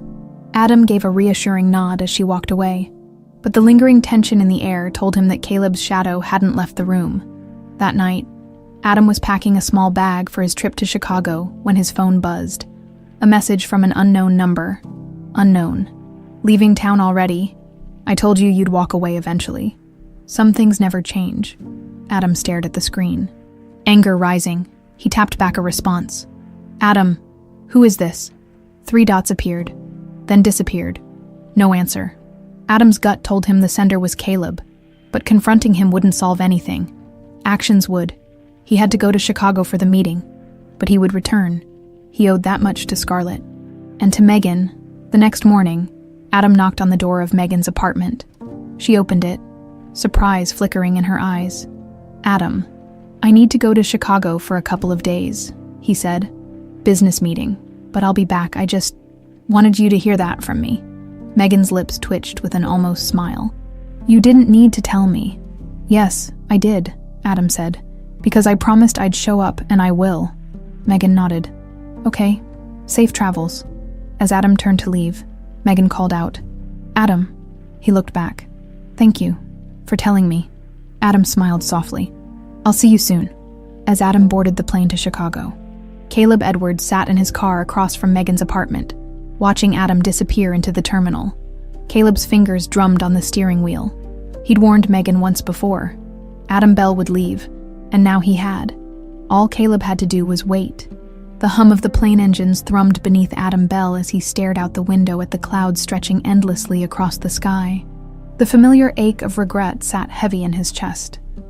Chicago, the city where he'd once ruled with unchecked arrogance, where he'd humiliated Megan in a room full of people who didn't matter.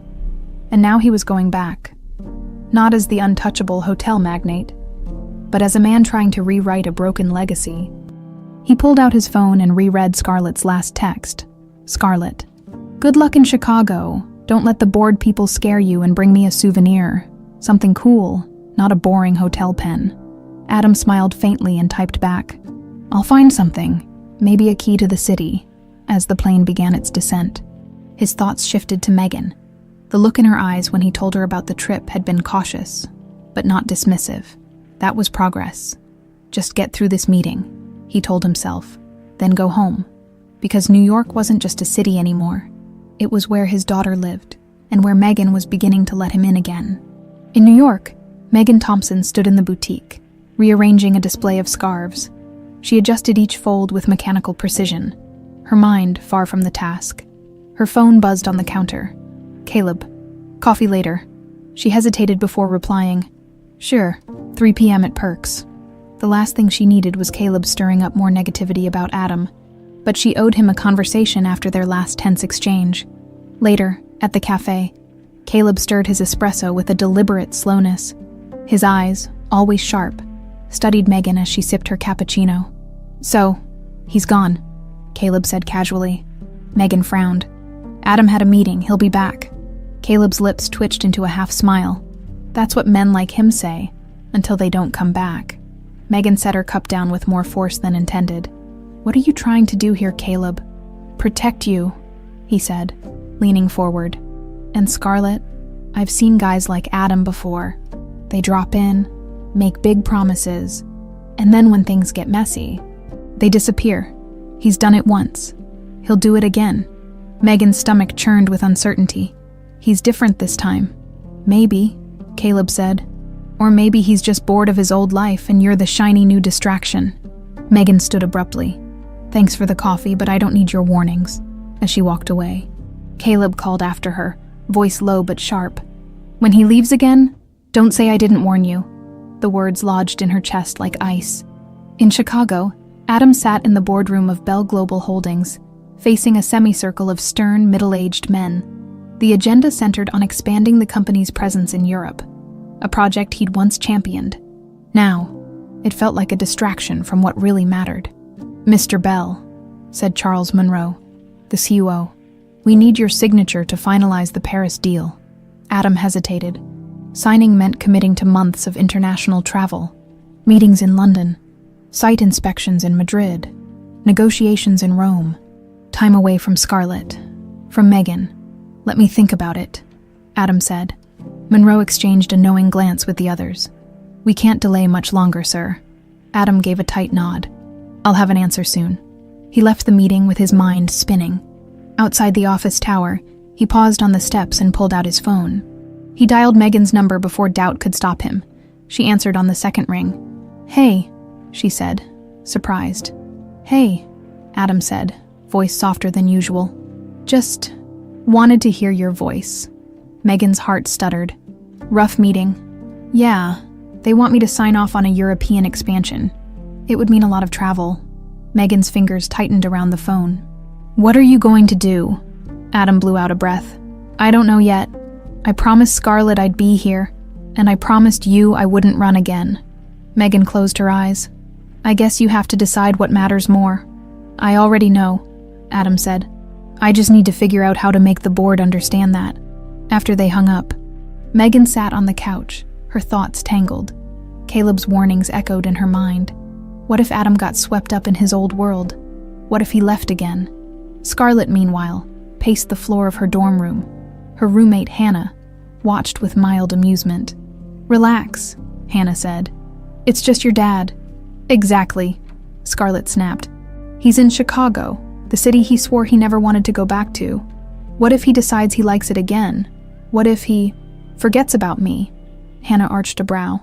"He texts you like 20 times a day. He won't forget." "Yeah, well, people change their minds." Scarlett's phone buzzed. A text from Adam. "Adam, I told them I'm not interested in the European expansion. I'm coming home tomorrow. Get ready for your souvenir." Scarlett exhaled and showed Hannah the message. "See?" Hannah said. "You're not so forgettable." Scarlett grinned, relief flooding her veins. "Guess not." The next day, Adam landed at JFK and headed straight to Scarlett Designs. Megan was alone, pinning a hem on a mannequin.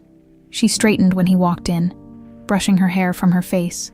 "You're back," she said, voice neutral. "I told you I would be," Adam said softly. Megan's gaze flicked to the clock. "The meeting. I told the board no. I'm staying here with Scarlett." "With whatever this is." He gestured vaguely between them. Megan's heart flipped. "That's a big decision." Adam smiled faintly. "So is letting me back into your life." She exhaled slowly. "I want to believe you." "Then let me show you," Adam said. He took a step closer. "Dinner, just us, no Scarlett. No business talk, just you and me." Megan hesitated. Then she smiled. "Okay, one dinner." That night, Caleb sat at his desk, scrolling through his phone. His eyes locked on an old photo of Megan and Scarlett at a company party years ago. He zoomed in on Megan's face, her laughter, her ease back then. He'd believed she would eventually see him as more than a friend. Now, Adam Bell was unraveling years of patient loyalty, with a few grand gestures and a charming smile. Caleb opened his laptop and logged into a private database he'd paid a hefty sum to access. He typed, "Adam Bell, Financial Holdings." He scrolled until he found what he needed. Documents linking Adam's name to an offshore account. He smiled coldly and took a screenshot. Megan trusted him once. She won't make that mistake again. At the restaurant, Megan and Adam shared dessert, laughter softening the years of tension between them. "This feels surreal," Megan said. "In a good way?" Adam asked. "In a terrifying way," she admitted. Adam reached across the table and squeezed her hand. "We've both changed," he said. "Maybe it's time we let ourselves believe in that." Megan's smile wavered, but she didn't pull away. Outside the restaurant, across the street, Caleb Edwards watched them through narrowed eyes. He tucked his phone into his coat and turned away, a plan already forming in his mind. The glow of the city lights reflected off the wet pavement as Megan Thompson stepped out of the restaurant. Adam's hand resting lightly at the small of her back. The dinner had been unexpectedly easy, familiar, yet different.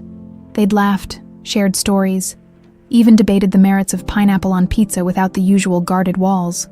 But as they walked to the curb to hail a cab, the old ache stirred in Megan's chest, the fear of believing this could last.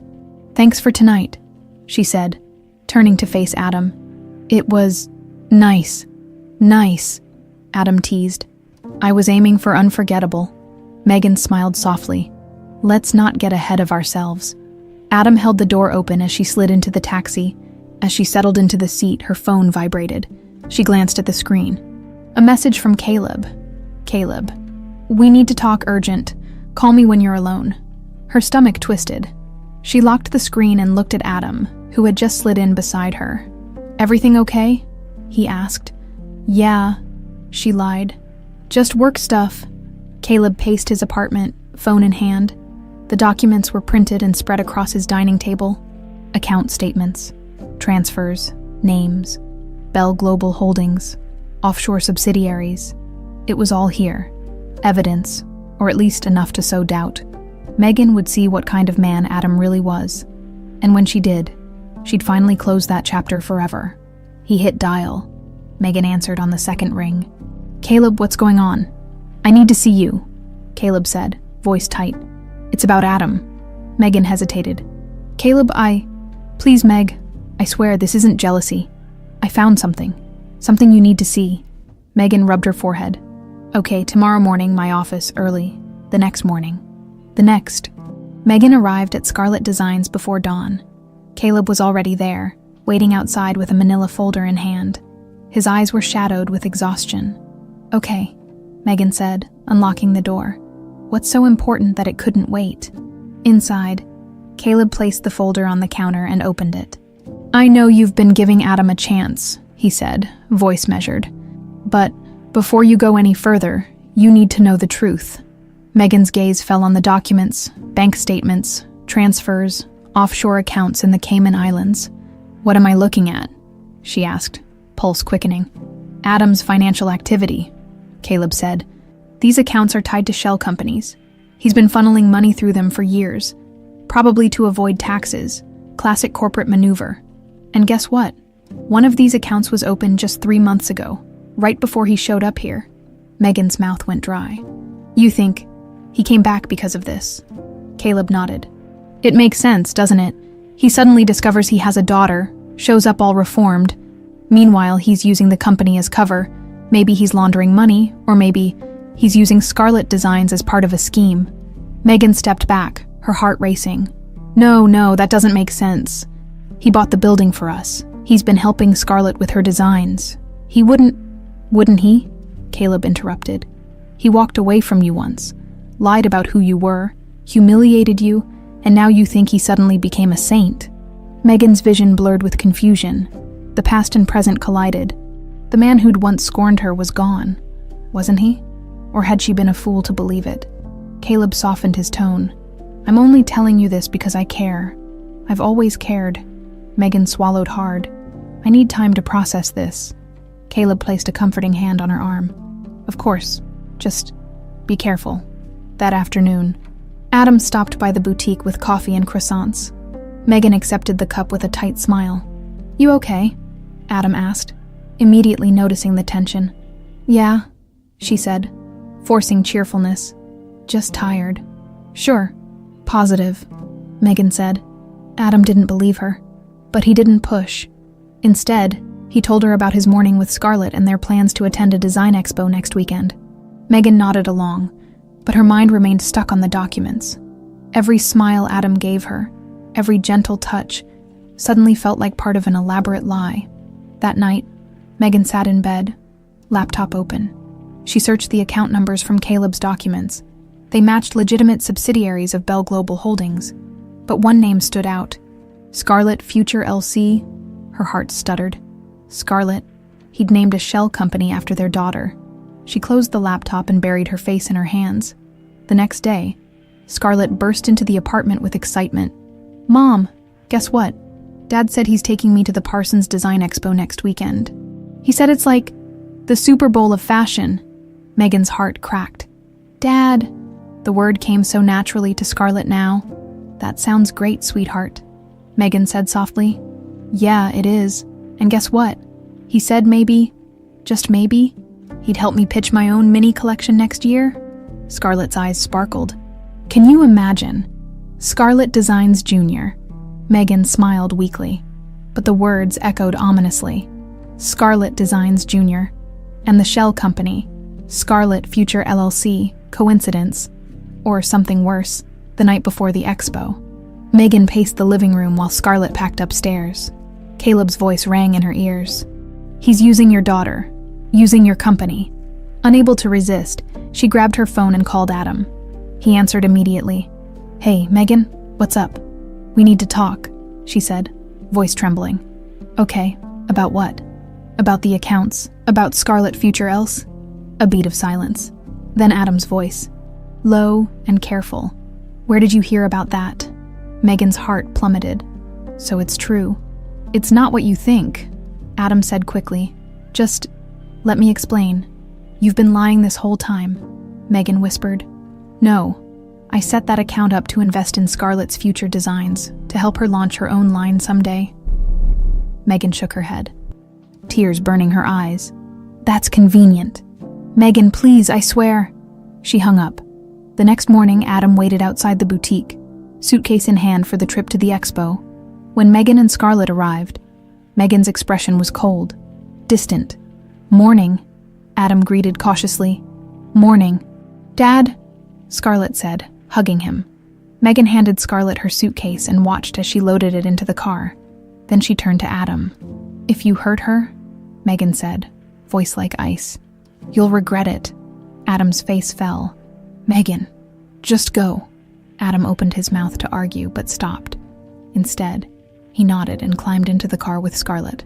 As the car pulled away, Megan wrapped her arms around herself, shivering. Despite the sunshine, across the street, Caleb watched from his parked car, a satisfied smile curling his lips. Megan Thompson stood at the window of her apartment, arms wrapped tightly around herself as the city lights shimmered like distant stars. The taxi carrying Adam and Scarlett had disappeared from view hours ago, but the hollow ache in her chest remained. The documents Caleb had shown her haunted her. The words Scarlett Future LC blared in her mind like a siren. Had she misjudged Adam again? Had she let herself believe, for the second time, that a man like him could change? Her phone buzzed on the kitchen counter. She walked over and saw a message from Caleb. "Caleb, I'm here if you need me. Just say the word." Megan's thumb hovered over the keyboard. Caleb had been there for her during the worst moments of her life, but something about the intensity of his warnings felt off. Instead of replying, she opened her laptop and logged into her business accounts. She searched for any link to Scarlett Future LC. After 30 minutes of digging, she found it. A dormant holding company with no activity, no transactions, no withdrawals, nothing suspicious. Her breath caught. If Adam were using it for some scheme, wouldn't there be activity? The first crack of doubt about Caleb's accusations formed. The next morning, Scarlett and Adam arrived at the Parsons Design Expo, a bustling, high-energy event teeming with students, professors, and industry professionals. Scarlett's eyes sparkled as she took it all in. Fabric swatches, experimental designs, interactive workshops. "This is amazing," she said, clutching Adam's arm. Adam smiled despite the tension gripping his chest. Megan's cold warning the day before had rattled him. The mention of the account had been too specific to be a coincidence. Someone had fed her that information. "Come on," Adam said, masking his unease. "Let's check out the textile tech booth." They spent hours moving through exhibits, Scarlett absorbing every detail with wide-eyed wonder. But Adam's mind stayed on Megan, on Caleb, and on the question that wouldn't leave him. Who gave her those documents? Back in Soho, Megan was reviewing invoices at the boutique when the doorbell chimed. She looked up and saw Caleb walk in, carrying 2 cups of coffee. "I figured you'd be working," Caleb said, setting the cups down. "Thanks," Megan said, voice guarded. Caleb slid into the chair across from her. "How are you holding up?" Megan hesitated. Confused, Caleb leaned forward. "Megan, I know you want to believe he's changed, but guys like Adam, they don't change. He's a manipulator, a liar. Megan's chest tightened. I looked into the account, she said carefully. There's no activity, no money movement, nothing illegal. Caleb's expression flickered. Maybe you didn't look deep enough. I went through every line, it's empty. Caleb shifted in his seat. Give it time, he'll slip up. Megan's skin prickled. Where did you get those documents, Caleb? He hesitated. A contact in finance. Who? That doesn't matter, Caleb snapped. What matters is that I'm protecting you. Megan stood, her heart pounding. You're not protecting me. You're manipulating me. Caleb's eyes darkened. I'm doing what I should have done years ago. I've been here all along, Megan, not him. Me. Megan's hand shook as she pointed at the door. Get out. Caleb's jaw clenched. You're making a mistake. Out now. He stood slowly and left, slamming the door behind him. Megan collapsed into the chair, head spinning. She needed to warn Adam. At the expo, Scarlett stood in line for coffee, while Adam scrolled through his emails. His phone buzzed. Megan's name. He answered immediately. Megan. Adam, she said, voice trembling. Caleb's been lying. He gave me fake documents. He's obsessed. I think he might try something. Adam's pulse skyrocketed. Scarlett's here with me. We're fine. Be careful, Megan pleaded. Please. As Adam ended the call, dread coiled in his gut. He scanned the crowded expo hall. Scarlett, he called. No answer. He pushed through the crowd to the coffee stand. The barista shook her head. She was here a minute ago.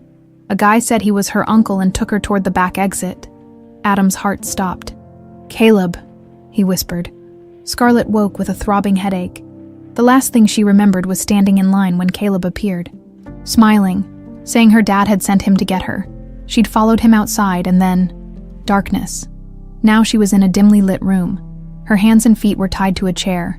Panic surged through her veins. Hello, Scarlett, came Caleb's voice from the shadows. She twisted toward the sound.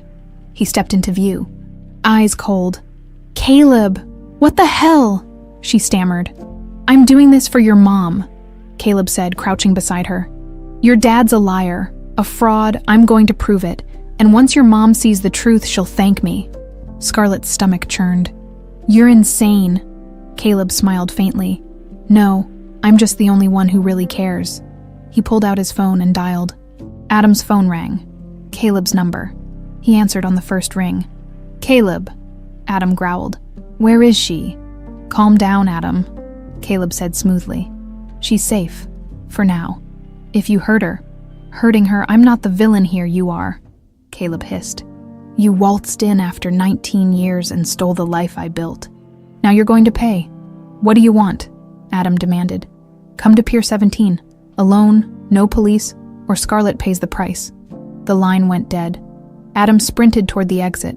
Megan arrived at the expo minutes later, heart racing. She spotted Adam just as he jumped into a cab.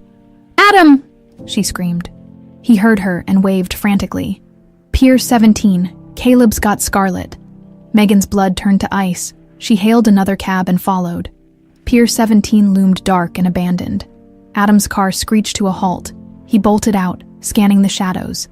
Caleb, he bellowed. Over here, Caleb's voice echoed. Adam turned. Caleb stood on the pier, Scarlett tied to a chair near the edge. The ropes cut into her wrists. Her eyes were wide with terror. Let her go, Adam said, advancing. Stay right there, Caleb roared, pulling a gun from his coat. You destroyed everything. I didn't destroy anything, Caleb, Adam said, voice low. You did, by letting your obsession take over. Shut up, Caleb shouted. He pointed the gun at Scarlett. You walk away, Adam. Leave New York. Forever.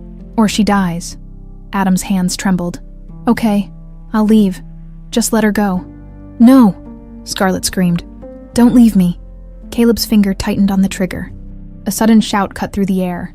Drop the gun! Megan stood behind Caleb holding a metal pipe. He spun toward her. In that moment, Adam lunged, knocking the gun from Caleb's hand. The weapon clattered across the pier. They struggled, fists flying. Caleb broke free and charged at Megan without thinking. Megan swung the pipe. It struck Caleb's temple with a sickening crack. He staggered and collapsed. Adam scrambled to Scarlett, cutting the ropes. She sobbed as she fell into his arms. Megan dropped the pipe, trembling. Adam wrapped one arm around her and the other around Scarlett. Police sirens wailed in the distance. "It's over," Adam whispered. "We're safe." Megan clung to him, tears falling freely. Hours later, at the hospital, Scarlett slept in a chair while a nurse tended to her bruises.